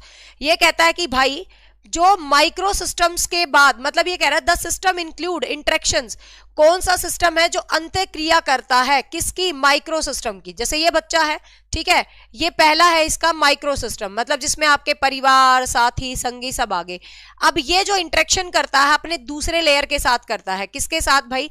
दूसरे लेयर के साथ करता है, जो होता है कौन सा? Meso system. ठीक है, तो मध्य मंडल, आंसर रहेगा 2। इसमें कुछ खास नहीं होता, इसमें क्या होता है जो पहले वाले सिस्टम के लोग होते हैं और उनकी आपस में कनेक्टिविटी होती है। मान ले भाई मेरा बेटे से मैं कनेक्ट हूं, तो ये तो माइक्रो सिस्टम के अंदर कनेक्ट है, लेकिन मेरे बेटे का दोस्त आकर जो मुझसे मिलता है तो वो मेरे बेटे से संबंधित, लेकिन उसका दोस्त है, उसकी टीचर है, उसका स्कूल है, तो ये सब इसके अंदर आ जाते हैं। ठीक है, मतलब एक तरह से माइक्रो सिस्टम के जो तंत्र होते हैं उनके जो इंटरेक्शंस होते हैं वो ही किसके अंदर आते हैं? मीजो सिस्टम में। नेक्स्ट है the micro system represent immediate family environment. तो मैक्रो सिस्टम किसको इमीडिएट करता है, मतलब मैक्रो सिस्टम किसके बारे में बताता है? आपके परिवार के बारे में बताता, तो ये चौथा सिस्टम है, तो ये परिवार के बारे में नहीं बताता, ये किसके बारे में बताता है? Culture, values, social norms, society, समाज, वैल्यूज क्या है? ये क्वेश्चन एसरेट में 3 बार आ चुका है, डायरेक्ट ऐसे कैसे कि कल्चर है, वैल्यू है, वो किस सिस्टम के अंदर रहते हैं? तो आपको ध्यान रखना ये किस में रहते हैं भाई? आपके मैक्रो सिस्टम के अंदर। माइक्रो और मैक्रो पता होगा ना, एक सूक्ष्म होता है, एक बड़ा होता है, बड़े को मैक्रो बोलते हैं, छोटे को माइक्रो बोलते हैं, है ना। Which system refer the impact of the life event of development, कौन सा सिस्टम है जो हमारी जिंदगी के जो समय के साथ जो इवेंट होते हैं उनको डिस्क्राइब करता है? तो समय के साथ जो परिवर्तन होते हैं उनको डिस्क्राइब करता है कौन सा सिस्टम भाई? तो समय के साथ जो इवेंट है उसको डिस्क्राइब करता है कौन सा? आपका कल्चर वाला। तो इसको हम क्या बोलते हैं? Chrono system. समय के साथ जो परिवर्तन होते हैं और उन परिवर्तन के अंदर जो आप ढलते रहते हो, तो उसके अंदर क्या होता है भाई? उसके अंदर होता है आपका क्रोनो सिस्टम होता है, समय के साथ जो आप ढलते रहते हो। जैसे कि मैं आपको सिंपल सा लॉजिक बताती हूँ, अब आप खुद देख लो आजकल का समय कितना परिवर्तित हो रहा है। पहले क्या टाइम था, अब क्या टाइम है? पहले लड़कियों को कैमरे के आगे तो भाई दूर की बात है, मैं तुम्हारे सामने पढ़ा रही हूँ, ये बदलती हुई परिस्थितियों का नतीजा है ना।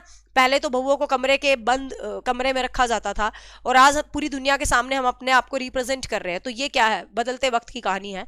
तो ये सब किसके अंदर आते हैं, क्रोनो सिस्टम के अंदर। हमें कुछ भी नहीं पता था मोबाइल फोन का, आजकल के बालक देख लो। तो ये जो टाइम के साथ बदल रहे हैं, तो ये आपको ध्यान रखना है।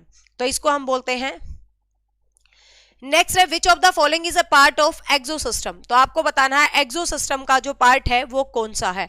तो एक्सोसिस्टम जो थर्ड नंबर पे आता है, जो थर्ड नंबर पे आपको आता है एक्सोसिस्टम, बाह्य स्कूल है, पेरेंट्स वर्क प्लेस है। तो वो जो पेरेंट्स का आपका वर्क प्लेस है, जो चीजें एक्सोसिस्टम में क्या होता है, ध्यान से सुनो। एक्सोसिस्टम मतलब बाह्य मंडल, ठीक है। इसके अंदर क्या होता है, जो चीजें आपको डायरेक्ट तो इंपैक्ट नहीं करती, मतलब आपको, सुनील मुझे लगता है मैं बिल्कुल हिंदी में ही पढ़ा रही हूँ सारी चीजें, ये शक्ल इंग्लिश में इससे कोई फर्क नहीं पड़ता। और मैंने पहली बार हिंदी में नाम लिख के बताए हैं पांचों, बट मैंने कहा इंग्लिश में याद करो, ज्यादा अच्छे नाम है। हिंदी में बड़े अजीब लग रहे हैं। देखो, माइक्रो सिस्टम सूक्ष्म तंत्र, पहले पेज पे यही लिखे थे मैंने। मीजो सिस्टम मध्य मंडल, ठीक है। एक्सो सिस्टम बाह्य मंडल, मैक्रो सिस्टम वृहित मंडल। अजीब से नाम लग रहे हैं, ये हिंदी इंग्लिश के नाम सही हैं। देखो बिल्कुल आसान है, कंफ्यूज होने की जरूरत नहीं। पहले माइक्रो यूनिट है, फिर इस माइक्रो के बीच का है मीजो है, फिर एक्सो है, फिर मैक्रो है, और फिर लास्ट वाला समय के अनुसार। हाँ, तो इसके अंदर क्या होता है, जो चीज आपसे डायरेक्ट कनेक्ट नहीं है बट इनडायरेक्ट कनेक्ट होती है। तो आपके पेरेंट्स का वर्क प्लेस इनडायरेक्ट कनेक्ट है, आपका सीबीएसई बोर्ड आपसे इनडायरेक्ट कनेक्ट है, आपका हरियाणा बोर्ड आपसे इनडायरेक्ट कनेक्ट है। तो जो इनडायरेक्ट है लेकिन उनका इंप्रेशन तो पूरा आपके ऊपर है। खैर मैं तो आपके पहले ही सिस्टम में हूँ, रोज ही मिलती हूँ मैं आपसे, बट वैसे ये जो सोशल मीडिया वाला इंपैक्ट है, तो ये सब इसमें आते हैं। बी, नेक्स्ट है change in family income affecting the child schooling. एक फैमिली की आय जो है परिवर्तित हो रही है, एक फैमिली की आय परिवर्तित हो रही है, तो वो उस बच्चे में किस प्रकार का प्रभाव डालेगी। तो बताने की जरूरत नहीं, अभी अभी हमने पढ़ा है, फैमिली की आय में परिवर्तन हो रहा है।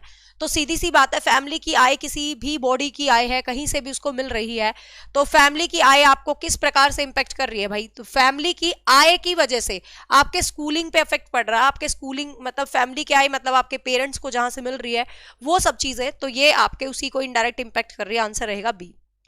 नेक्स्ट है what is the primary focus of micro system. Micro system मतलब पहले वाला सूक्ष्म तंत्र, उसका प्राइमरी फोकस क्या होता है, उसकी मेन एजेंसी क्या होती है। तो उसकी पहला फंक्शन क्या होता है, फैमिली एंड पीयर्स, ठीक है, आपके साथी संगी और आपका परिवार, ठीक है, आपके साथी संगी और आपका परिवार। तो ये आपका पहला सिस्टम रहेगा। नेक्स्ट है Erikson's theory based on. Erikson का जो सिद्धांत है वो किसके ऊपर आधारित है, किसके ऊपर बेस्ड है, व्यवहारवाद पे, मानवतावाद पे, संज्ञानवाद पे, या साइको एनालिसिस पे। अभी अभी बताया था मनोविश्लेषण, मनो सोशल है ये, साइको एनालिसिस का, साइको एनालिसिस सोशल भी लिखना था इसको पूरा, ये आधा लिखा हुआ है बट कोई बात नहीं, ठीक है। तो ये मनो सामाजिकता पर विकास है, आंसर यहां पर रहेगा 1। नेक्स्ट है Bronfenbrenner theory is often referred. Bronfenbrenner की जो थ्योरी है वो किस चीज को दिखाती है, तो वो दिखाती है बायो इकोलॉजिकल मॉडल, जैव पारिस्थितिक सिद्धांत, ठीक है। तो वो किसको दिखाती है भाई, बायो इकोलॉजिकल मॉडल, जैव पारिस्थितिक सिद्धांत को वो थ्योरी जो है आपकी दिखाती है। तो आंसर यहां पर रहेगा 1। नेक्स्ट है what is the virtue of the stage intimacy versus isolation. Intimacy versus isolation जो कि आपकी एरिक्सन की छठी अवस्था है, ठीक है। घनिष्ठता बनाम अलगाव, हिंदी में लिखते हैं इसको घनिष्ठता बनाम अलगाव,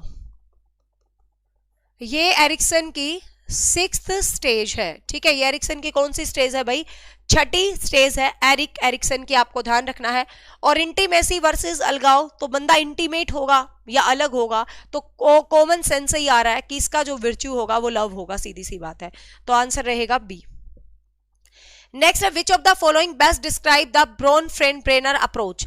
इनमें से क्या है जो ब्रोन-फ्रेंड ब्रेनर के सिद्धांत को अच्छे तरीके से दर्शा रही है। लीनियर डेवलपमेंट मतलब उसमें एक रेखीय विकास होता रहता है, ऐसा तो ये बताता ही नहीं कि रेखीय विकास होता है, मतलब लगातार एक जैसा विकास होता है, ऐसा तो ब्रोन-फ्रेंड ब्रेनर बता ही नहीं रहा। मल्टी लेवल एनवायरमेंटल इन्फ्लुएंस, वो कहता है वातावरण का मल्टी लेवल पे इन्फ्लुएंस प्रभाव रहता है बच्चे के ऊपर, ठीक है, विभिन्न तरीके से बच्चों पे प्रभाव रहता है। फिक्स्ड एज उसकी निश्चित रूप से अवस्थाएं होती हैं, या उसका बायोलॉजिकल इनहेरिटेंस। अब यहां पर आप एक छोटी सी गलती करोगे, आप देखोगे ये वाला या ये वाला, बायोलॉजिकल देखते ही मत सोचना कि इसका हर आंसर बायोलॉजिकल ही होगा। बायोलॉजिकल तो इसका विकास है, देखो लिख दिया ना बहुत सारे ने 11 11 11, हाँ जो लिख रहे हो ये इसीलिए मैंने बताया, बायोलॉजिकल तो इसके विकास का नाम है ना। यहां पर तो इसने पूछा है कि बेस्ट डिस्क्राइब कौन सा तरीका है जो बेस्ट डिस्क्राइब कर रहा है, तो मल्टी लेवल एनवायरमेंटल इन्फ्लुएंस, क्योंकि वो यही तो कहता है कि एनवायरमेंट का मल्टी लेयर पे इन्फ्लुएंस रहता है, ठीक है, यही तो कहता है। तो बायोलॉजिकल इनहेरिटेंस का मतलब तो क्या है, छुपी हुई जैविक प्रवृत्तियां। कहां बोलता है वो छुपी हुई जैविक प्रवृत्तियों से मेरे बच्चे का विकास होता है, कभी उसकी डेफिनेशन में सुनी हुई है? बायो शब्द देखते ही तुम्हें ये आंसर लगाना जरूरी नहीं है, उसका शब्द है, ध्यान से समझो, उसका शब्द है बायो इकोलॉजिकल। इकोलॉजिकल मतलब एनवायरमेंट, जैविक एनवायरमेंट को महत्व देता है वो, तो आंसर बी रहेगा। Erikson stage organised around, Erikson की स्टेज जो है ऑर्गेनाइज होती हैं, किस आधार पर आधारित होती हैं? बायोलॉजिकल शारीरिक या जैविक जरूरतों पर, सोशल क्राइसिस के ऊपर, सामाजिक कॉन्फ्लिक्ट या समाज के ऊपर, या संज्ञान के ऊपर, या फिजिकल ग्रोथ के ऊपर। तो आपको पता है वो समाज से रिलेट करता है हर चीज को, तो सामाजिक क्राइसिस, आंसर रहेगा बी। नेक्स्ट है द मीजो सिस्टम, मतलब दूसरे नंबर की स्टेज। इंक्लूड, क्या इंक्लूड करती है भाई दूसरे नंबर की stage? Interaction between school and parents, school और पेरेंट्स का जो पीटीएम होने वाली है, मेरे बच्चों के पेपर हुए हैं, वैसे तो मैं जाती नहीं कभी पीटीएम में, कम ही जाती हूँ, बट इस बार पेपर हुए हैं, देख के आऊंगी क्या गुल खिला के आए हैं, जाऊंगी इस बार, होने वाली है शायद कल परसों में ही। हाँ, तो ये जो उनके पेरेंट्स से जो मेरा इंटरेक्शन होएगा, तो वो कौन सा इंटरेक्शन है भाई? वो मीजो सिस्टम है। मैं एक बार पीटीएम में गई, मेरे बेटे की पीटीएम में, तो उनकी एक जीके की मैडम थी, तो मुझे देखते ही कहती निशा मैम मैंने कहा यस, फिर कहती है अच्छा ये आपका बेटा है मैंने कहा हाँ, कहती है अरे मैडम मैं आपका सीटेट का बैच पढ़ती हूँ। मुझे बड़ी अच्छा लगा, मतलब ऐसा अच्छा लगता है, मतलब इनके स्कूल में मैं जाती हूँ ना, पीटीएम पे एक आधा मुझे मिल ही जाता है। तो इनकी जीके की मैम थी, टीजीटी मैथ्स की स्टूडेंट थी वो, अपनी एस्टेट बैच की, क्लियर है उनका, तो मतलब मुझे अच्छा लगा कि मैं इनकी पीटीएम पे गई ऐसे। मैं तो, वो कहता मम्मी मेरी इस मैडम से मिल ले, इस मैडम से मिल ले, इस मैडम से मिल ले, मैंने कहा सबसे मिलवा दे तू। तो एक टीचर तो पक्का ऐसा मिलता है, मतलब जो मेरी वीडियोस देखता मिले ठीक है। तो यहाँ पर आंसर क्या रहेगा भाई? ए रहेगा तो फिर अंश के तो नंबर 1 के, खुश हो गया अंश तो उस दिन, मैं ज्यादा हवा ना लियो तू, ठीक है, आंसर रहेगा ए, मतलब इनके मोस्टली टीचर मुझे जानते ही हैं। खैर नेक्स्ट है एक इनके इंग्लिश वाले सर की भी कोई भतीजी मुझसे पढ़ती है, तो मतलब मुझे ऐसा अच्छा लगता है, वैसे मैं जाती ही नहीं हूँ पर पीटीएम में कभी कभी चले जाएंगे। एक culture shift affecting the parenting style, एक कल्चर शिफ्ट जो पेरेंटिंग के स्टाइल को अफेक्ट करती है, तो वो कल्चर शिफ्ट क्या कहलाएगी भाई? जो पेरेंटिंग स्टाइल को क्या करेगी भाई? अफेक्ट करेगी, तो वो आप फटाफट अब आप बता दो। एक कल्चर शिफ्ट, नाम से ही देख लो, कल्चर की शिफ्ट है, मतलब एक सांस्कृतिक वैल्यूज मूल्य है, तो ये किसके अंदर आ जाएंगे भाई? सांस्कृतिक वैल्यूज मूल्य है, तो किसके अंदर आ जाएंगे? डी के अंदर आ जाएंगे, सीधी सी बात है, ठीक है। अब मैं इन शॉर्ट, इसके सारे क्वेश्चंस बिल्कुल ऐसे ही हैं, ठीक है, इसके सारे क्वेश्चन बिल्कुल ऐसे ही हैं एरिक्सन, और ये 8 स्टेजेस और 5 स्टेजेस। अब इन शॉर्ट मैं आपको ये सारी स्टेजेस एक्सप्लेन कर देती हूँ बिल्कुल शॉर्ट में, ठीक है, और ये पीडीएफ अचीवर एकेडमी के टेलीग्राम पर डाल दूंगी, जो कि आप देख लेना बाद में। तो ये एरिक्सन की 8 अवस्थाएं हैं, शॉर्ट में आप देख लीजिए। एरिक्सन की पहली अवस्था है ट्रस्ट वर्सेस मिसट्रस्ट, ठीक है, भरोसा बनाम अविश्वास। सेम वही है कि बच्चा पॉजिटिव रहता है, नेगेटिव रहता है, जैसे समाज में आता है। एज इसका 1 साल से 1.5 भी हो सकता है, ऑप्शन में 2 1 भी हो सकता है, ये कोई बहुत बड़ा अंतर नहीं है, ये ऑप्शंस के हिसाब से वेरीफाई हो जाता है। तो यहाँ पर 1 साल से 1.5 साल भी हो सकता है इसका, 1 से 1.5 इज बेटर, ठीक है। इसमें विर्च्यू जो होता है इस एज में होप होता है। दूसरी एज होती है एरिक्सन की ऑटोनॉमी वर्सेस शेम, ठीक है, स्वायत्ता बनाम लज्जा। तो इसके अंदर जो एज होती है वो आपकी 1 से, मतलब ये 2 ही एज में फर्क है, बाकी किसी में नहीं है। पहली आपको 0 से 1.5 ऑप्शन मिले तो एनसीईआरटी में 1.5 लिखा है तो आप 1.5 को टिक कर देना। दूसरी 1.5 से 3 साल है एनसीईआरटी के अकॉर्डिंग, लेकिन बेसिकली हर जगह इस तरीके से होती है, तो ये टाइपिंग में ऐसी ले ली, बट एनसीईआरटी के अकॉर्डिंग ये वाले ऑप्शन है, मैं आपको बता रही हूँ, जो 11th क्लास में है, ठीक है, चौथा चैप्टर, तो उसके हिसाब से ये टाइम पीरियड है, ठीक है। तो इसके अंदर बच्चा देखो ऑटोनॉमी वर्सेस सेम, अपने आप किसी चीज को करता है या फिर शंका में पड़ा रहता है, तो वो जो पॉजिटिव होगा वो इस तरीके से रहेगा, नेगेटिव होगा इस तरीके से, ठीक है। तो इसके अंदर गुण क्या होता है भाई? इसका विर्च्यू विल होता है। तीसरी जो स्टेज होती है इनिशिएटिव वर्सेस गिल्ट, इसकी जो तीसरी स्टेज रहती है, इस बाकी सबका टाइम सेम है एनसीईआरटी में भी और इस पीडीएफ में भी। तो ये 3 to 6 ईयर की बेसिकली रहती है। तो इसमें आपको पता है यहाँ पर बच्चा इनिशिएटिव करेगा कुछ काम के लिए या अपराध बोध करेगा, तो इसमें जो विर्चू है पर्पज रहता है। चौथी स्टेज है इंडस्ट्री वर्सेस इंफीरियरिटी, ठीक है। इंडस्ट्री मतलब बच्चा इसमें मेहनत करेगा या इंफीरियर फील करेगा, तो ये आपकी जो चाइल्डहुड का जो लास्ट पार्ट होता है, लेटर चाइल्डहुड, उसमें चली जाती है। इसके अंदर एफिशिएंसी आ जाती है, बच्चे के अंदर कोई भी दक्षता आ जाती है। पांचवी होती है identity versus role confusion, identity versus role confusion. तो इसके अंदर बच्चे के अंदर क्या होता है भाई, बेसिकली अपनी ये युवा जो आपका किशोर होता है उसके लिए है बेसिकली, तो या तो वो अपनी आइडेंटिटी बना देता है या फिर वो कंफ्यूजन में रहता है कि के करूं वो करूं, ठीक है। तो ये आपकी एक तरह से किशोर अवस्था की स्टेज होती है जिसके अंदर बच्चे के अंदर फाइडेलिटी, निष्ठता की भावना रहती है। जो 7th स्टेज होती है वो आपकी सृजनात्मकता बनाम ठहराव होता है। 6 बीच में कट गई, 6 होता है इंटीमेसी वर्सेस आइसोलेशन। 6 बीच में कट गई ना, 6 लिख लो, 6 यहां पर कट गई बीच में, मैं पीडीएफ के अंदर 6 अटैच करके भेज दूंगी, ठीक है। इंटीमेसी वर्सेस आइसोलेशन, तो 6th ये होती है इंटीमेसी वर्सेस आइसोलेशन, जिसका गुण होता है लव, ठीक है, जिसका गुण होता है लव, ठीक है। इंटीमेसी वर्सेस आइसोलेशन जिसका गुण होता है लव, जो कि 18 से 35 साल की होती है। ये छठी स्टेज है, बीच में पीडीएफ में कटी हुई है, बट मैं अटैच करके भेजूंगी तुम्हें टेलीग्राम पे, ठीक है। 7वीं स्टेज होती है जनरेटिव वर्सेस स्टैग्नेशन, जिसके अंदर सृजनात्मकता बनाम ठहराव रहता है, ठीक है। ये आपकी मिडल अडल्टहुड के पास आती है जिसमें केयर करता है इंसान। और 8वीं जो है इंटीग्रेटेड वर्सेस डिस्पेयर होता है, जिसके अंदर लेटर चाइल्डहुड, जिसके अंदर जो गुण होता है वो विजडम होता है, बुद्धि होता है, ठीक है। तो ये 8 स्टेज है, मैंने मर्ज करके दे दी है। ऐसे ही ब्रॉन ब्रेनर की मैंने पांचों लेयर्स आपको मर्ज करके दे दी है। पहली लेयर माइक्रो सिस्टम होती है, ठीक है, जिसके अंदर क्या आता है देख लो, कंफ्यूज होने की जरूरत नहीं है, family, friend, school, peers, neighbour, ठीक है।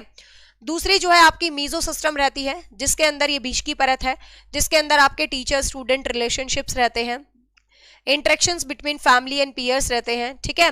और कम्युनिटी से आपकी इन्वॉल्वमेंट हो जाती है, समाज में आपकी जो भागीदारीता होती है वो दूसरी स्टेज के अंदर आती है, ठीक है। तो ये आपको ध्यान रखना है। 3rd स्टेज है जो एक्सो सिस्टम के अंदर रहती है, तो इसके अंदर वही बाहरी प्रवेश जो है प्रत्यक्ष रूप से आपको वो करता है, जैसे पेरेंट्स का वर्क प्लेस हो गया, जैसे आपकी लोकल गवर्नमेंट होगी, आपकी मीडिया होगी, आपकी फैमिली होगी, ये सब कुछ इसमें आपकी आती है, ठीक है। चौथी जो मैक्रो सिस्टम होता है, इसके अंदर जो लार्जर सोसाइटी है जो आपको कल्चरल कॉन्टेक्स्ट में इंपैक्ट करती है, कल्चर वैल्यू है, नेशनल पॉलिसीज हैं, ठीक है, सोसाइटी के नॉर्म्स हैं, इकोनॉमिकल कंडीशंस हैं, ये सब इसके अंदर आ जाते हैं। और 5वां जो आपका क्रोनो सिस्टम है, उसके अंदर समय के साथ बदलती हुई घटनाएं, ठीक है, हिस्टोरिकल इवेंट, टेक्नोलॉजी एडवांसमेंट, ये इसके अंदर आ जाती है। तो होप सो इस पीडीएफ के बाद तो तुम्हें इससे रिलेटेड कुछ भी कंफ्यूजन ना रहे, ठीक है भाई। हाँ, तो कल का टॉपिक अब तुम खुद बता दो, कल का, वैसे इसका शॉर्ट भी बना देंगे ब्रॉन ब्रेनर का, कल का टॉपिक खुद बता दो तुम, कल कौन सा टॉपिक लेना है। और हाँ, आज क्लास मैंने जल्दी क्यों ली है, मैडम देखो आई गई होगी, अब किसी भी टाइम तुम्हें घंटी बजेगी मेरे घर की, मैम बिल्कुल टाइम की पंक्चुअल है। एक्चुअली आज मैंने क्लास जल्दी क्यों ली है, इसके पीछे रीजन है, क्लास की छुट्टी नहीं होगी सुबह वाली बिल्कुल भी, ठीक है। शाम वाली तो कभी कभी फिर भी आलकस में हो जाती है, शाम वाली भी नहीं होगी अब, क्योंकि मैंने आपको पता मैं जान के छुट्टी नहीं करती, मुझे छुट्टी करना पसंद नहीं है। वो तो सिर्फ मेरे को ये था कि 1-2 दिन दवाई रखूँ तो गला मेरा ठीक हो गया, अदरवाइज तो लंबा खिंच जाता है ये 7-8 दिन, ठीक है। तो इसीलिए हाँ, तो मैंने क्लास जल्दी इंटेलिजेंस के टॉपिक क्वेश्चन मैं करवा चुकी हूँ, इसका मतलब आप 10, मैं कौन कौन से टॉपिक के क्वेश्चंस करवा चुकी हूँ आपको, चाइल्ड डेवलपमेंट करवा चुकी हूँ, इवेल्युएशन करवा चुकी हूँ, लर्निंग करवा चुकी हूँ, मोटिवेशन करवा चुकी हूँ, पर्सनैलिटी करवा चुकी हूँ, जेंडर बाइस और सोशलाइजेशन करवा चुकी हूँ, और कल कौन सा किया था हमने, कल तो इवेल्युएशन असेसमेंट ही किया था, और क्रिएटिविटी और मेमोरी करवा चुकी हूं, ये टॉपिक्स हो चुके हैं, ठीक है। और आज हमने कर लिया है एरिक्सन एंड ब्रेनर, तो मतलब 10 क्लास हो गई है, मुश्किल 10 क्लास और करवाऊंगी मैक्सिमम, आपके सीडीपी का सारा टॉपिक वाइज सबमिट हो जाएगा। इन 10 क्लास के बाद कुछ नया टारगेट करेंगे सुबह में, बट ये सुबह की सीरीज ऐसे ही चलती रहेगी, ठीक है। हाँ, आज क्लास जल्दी क्यों ली है रे, बताऊंगी। इससे एक चीज तो क्लियर पता चलता है कि तुम मेरा यूट्यूब चैनल की कम्युनिटी नहीं पढ़ते हो, टेलीग्राम पर एक्टिव नहीं हो। मैंने कहा हर बच्चा टेलीग्राम पर जरूर एक्टिव रहना, दुनिया भर के टेलीग्राम की बजाय जो 2-4 तुम्हें लगे कि सही टेलीग्राम है, जिनसे तुम्हें सीखना है, उन टेलीग्राम को ज्वाइन करके रखा करो, कंफ्यूज ना हुआ करो, ठीक है। सिगमंड फ्रायड पर्सनैलिटी करवा चुकी हूँ, परसों करवाए थे, ठीक है। हाँ, प्लेलिस्ट बना दी है मैंने, मेमोरी करवा चुकी हूँ। इससे पता चलता है कि तुम महानिकम्मे लोगों में से हो और तुम रोज की वीडियो नहीं देखते हो, ठीक है। हाँ, अब सुनो मेरी बात को ध्यान से। क्लास का टाइम अपना लगभग वही 12 बजे वाला ही रहेगा, ठीक है ना, वही 12 बजे वाला ही रहेगा अपनी क्लास का टाइम। ये मैंने आज जल्दी क्यों लिया है, इसके पीछे लॉजिक है, क्योंकि मैं आपको, चलो न्यूज है दे देती हूँ, 2025 है, कुछ नया शुरुआत करेंगे, कुछ नई चीजों पे बढ़िया तरीके से, नए तरीके से काम करोगे। बच्चों की प्रॉब्लम्स रहती हैं कि टीचर कम इंटरेक्ट होते हैं, ये है वो है कुछ भी है, तो हर तरीके से तुम्हारी हर समस्या को दूर किया जाएगा, कुछ नई नई चीजें तुम्हारे लिए लाई जाएंगी। तो न्यू ईयर से मैं अपना रिकॉर्ड करवा रही हूँ, मतलब अभी मैं नहीं कह रही किसी को लो ना लो, ठीक है, मैं अपना काम 100% रखती हूँ, क्योंकि मैं कभी भी एग्जामिनर पर भरोसा नहीं करती हूँ। पिछली बार केवीएस का पेपर 25 दिन के अंदर हो गया था, नोटिफिकेशन निकाल के 25 दिन के अंदर केवीएस का एग्जाम हो गया था, समझ रहे हो आप। 25 दिन में कोई भी महान से महान टीचर सिलेबस नहीं पूरा करवा सकता, वो सिर्फ है ना पागलों की तरह ऐसे ऐसे करने वाली बातें होती है, जो मुझे बिल्कुल पसंद नहीं होती, क्योंकि मैं नौकरी के एग्जाम्स के साथ रिस्क नहीं लेती हूँ। तो मैं आज से अपनी नए एसएसटी 2025 बैच की रिकॉर्डिंग्स स्टार्ट करवा रही हूँ। सीमा मैम के घर बोर्ड है, कोई दिक्कत नहीं है, एसएसटी का एक नया बैच आएगा, बिल्कुल। देखो पायल मैम का बैच है, ऐप के ऊपर है, वो कंप्लीट है, जिसने ले रखा किसी को कोई दुविधा नहीं है, सारा सब कुछ उसमें कंप्लीट है, ठीक है। लेकिन अब कुछ नया भी करना है, और कुछ बच्चों की, देखो हर टीचर हर बच्चे की अलग अलग डिमांड्स होते हैं, बहुत सारे बच्चे दीपा मैम को पसंद करते हैं, सीमा मैम को पसंद करते हैं। तो एक एसएसटी का बैच पायल मैम का है, वो क्लोज है, ठीक है, वो रिकॉर्डेड कंप्लीट बैच है। एक बैच हम नया लेके आ रहे हैं एसएसटी का, क्योंकि बच्चों की सिफारिशें हैं कि भाई सब्जेक्ट ओरिएंटेड टीचर हमें डिटेलिंग में पढ़ाए, तो मैं स्पेशलाइज्ड काम करवाना चाहती हूँ, 2025 में कुछ चीजें चेंज करना चाहती हूँ। तो हिस्ट्री जो एसएसटी का नया बैच आएगा, मैं आपको बता देती हूँ, ऐप के ऊपर तो मैं उसको आज ही बना दूंगी, लेकिन मैं उसको अपने हिसाब से रिकॉर्ड करवा रही हूँ। मतलब किसी ने लेना है, पढ़ता रहना, पढ़ते रहो, मुझे कोई मतलब नहीं है एसएसटी का। लेकिन मैं तो उस बैच को क्या कर रही हूँ, कंप्लीट रिकॉर्ड्स करवा रही हूँ।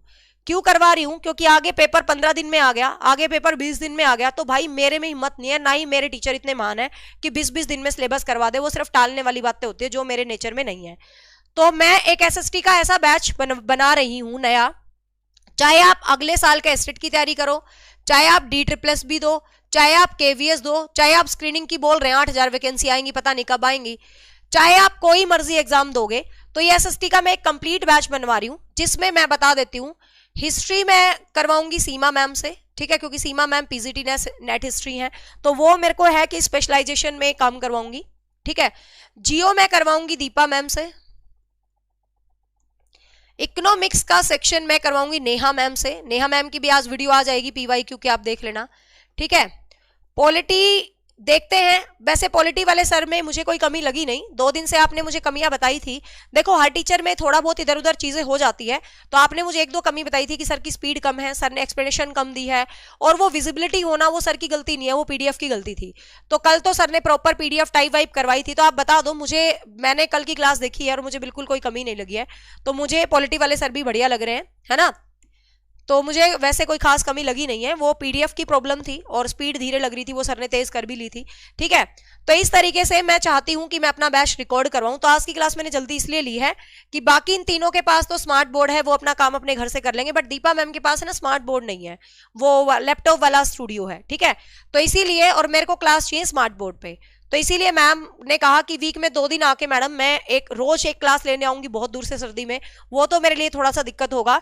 तो मैं क्या करूंगी, रोज वीक में 1 दिन या 2 दिन आपके घर आऊंगी, और वो अपनी पर जैसे 1 लेक्चर 2 लेक्चर 3 लेक्चर 4 लेक्चर, उसको जितना उसको कंफर्ट रहेगा वो अपने लेक्चर रिकॉर्ड करके चली जाएंगी। तो बस अब मैडम ने बोला था मैं 11:15 बजे आपके घर आ जाऊंगी, बोर्ड खाली कर देना मैडम। लो आ गई है, देखो मैडम कितना बड़ा, मैं ना हर चीज ऐसे यूं नहीं टाइम इधर उधर करती, खुला है गेट, ठीक है। तो आज मैडम क्या है, अब 3-4 घंटे वीडियो रिकॉर्ड करेगी, तो बोर्ड फ्री नहीं था, इसलिए मैंने तुम्हारी क्लास अब ली है, ठीक है, समझ गए। हर चीज का लॉजिक होता है, ठीक है। तो ये बैच मैं वैसे ऐप पर बना दूंगी, किसी ने एडवांस पढ़ना है तो पढ़ते रहना, जैसे मैडम आज 3 क्लास डाल के जाएगी तो मैं तीनों क्लास आज डाल दूंगी। हेलो आ जाओ, फिर मैं क्लास में हूँ, गेट खुला है। तो इसीलिए मैंने क्लास जल्दी ली है। मैम आ गए, हम मैम यहाँ पर करेंगे अपनी वीडियो रिकॉर्ड, साथ साथ तुम्हारा एक लाइव सेशन भी लेके जाएंगी, ठीक है, बोल दूंगी मैडम से। क्लियर है भाई? तो ये बैच जिसने भी एनरोल करना है कर लेना। इसको मैं 1 तारीख को लॉन्च करूंगी, 1 तारीख को, ताकि लॉन्चिंग करें तो कम से कम 10-12 क्लास तो इसके अंदर हो, ठीक है। और धीरे धीरे क्या करते रहेंगे, धीरे धीरे क्या करते रहेंगे भाई, हम इस मतलब बैच को अपडेट करते रहेंगे according to exams, according to exams, ठीक है। और ये कौन है जो बार बार कॉपी पेस्ट करे जा रहे हैं कमेंट्स को? अजय बार बार कमेंट ना करना, तू ही ब्लॉक हो जाएगा, लड़कियों का तो पता नहीं, ठीक है। तो इसीलिए मैडम आ चुकी है भाई, मैं मैम को बोर्ड दे रही हूँ। बाकी एक यूट्यूब पे भी क्लास लगाएंगे, और जो कल, और हाँ, क्विक रिवीजन सेशन में ज्योग्राफी के लगा ही रही हूँ। वो तो मैम के वैसे 3-4 साल पुराने हैं, अब तो मैडम का ज्ञान बहुत बढ़ गया भाई, HPSC सब्जेक्ट नेट वेट सब क्लियर कर लिए हैं, तो अब तो ज्ञान बढ़ चुका है, हाँ, ठीक है। और पायल मैम का जो बैच है वो जिसने भी ले रखा है, आपका जितनी वैलिडिटी है आपका सबका एज इट इज चलता रहेगा। देखो हर टीचर, मैं ये नहीं कहती पायल मैम बेस्ट है, बहुत बेस्ट है, लेकिन सबके अपने टारगेट्स होते हैं भाई। अब हम किसी के ऊपर कोई बस नहीं लगा सकते, सबकी अपनी जिंदगी होती है, सबके अपने टारगेट्स होते हैं। बट मुझे अपनी एकेडमी को आगे लेते जाते रहना ना, तो भाई मैं भी अपने बेस्ट काम करती रहूंगी हमेशा, सीधी सी बात है। तो ऐसा नहीं है, पायल मैम का बैच ऐप के ऊपर है, जिसने ले रखा उसकी जितनी वैलिडिटी है एज इट इज रहेगी, आपकी क्लासेस में कोई वो बाधा नहीं है। कहीं सोचो नया बैच आ रहा है तो हमारा बैच, आपका बैच एज इट इज है, ठीक है। बट हर किसी के अपने टारगेट्स होते हैं, हर किसी के अपने एम्स होते हैं, तो हम किसी के एम्स में कोई बाधा नहीं डालते हैं, हम अपना काम अपने तरीके से करते रहते हैं, ठीक है भाई। चलो, हाँ, तो पायल मैम के अपने एम्स हैं, मतलब वो अपने इंटरेस्ट है, उनके कुछ और टारगेट्स होंगे कि आगे लाइव नहीं पढ़ा रहे हैं मैम, तो फिर मैं अपने नए टीचर से आगे बढ़वा लेती हूँ, ठीक है। मे भी मैम का भी एक्चुअली अभी मैं बताना नहीं चाहती, मैम का भी जॉब का ही है, कुछ ना कुछ फाइनलाइजेशन है, इसीलिए तो फिर टाइम से ही चीज़ों को करा जाए ना, ये ना हो ना कि एकदम से आफत आ जाए, पेपर आ जाए, चीज़ें ना हो, ठीक है भाई। चलो बाय बाय, टेक केयर, मिलते हैं रात को किसी क्लास के साथ। और जिनके पास SST का बैच है ऑलरेडी, उनकी जितनी वैलिडिटी जिसकी है एज इट इज रहेगी, बट 1 तारीख से नया बैच भी स्टार्ट कर रहे हैं हम। चलो bye bye, take care. Hello madam, कैसे हो? बड़े दिनों में दिखे। बहुत दिनों में दिखे वैसे। हाँ।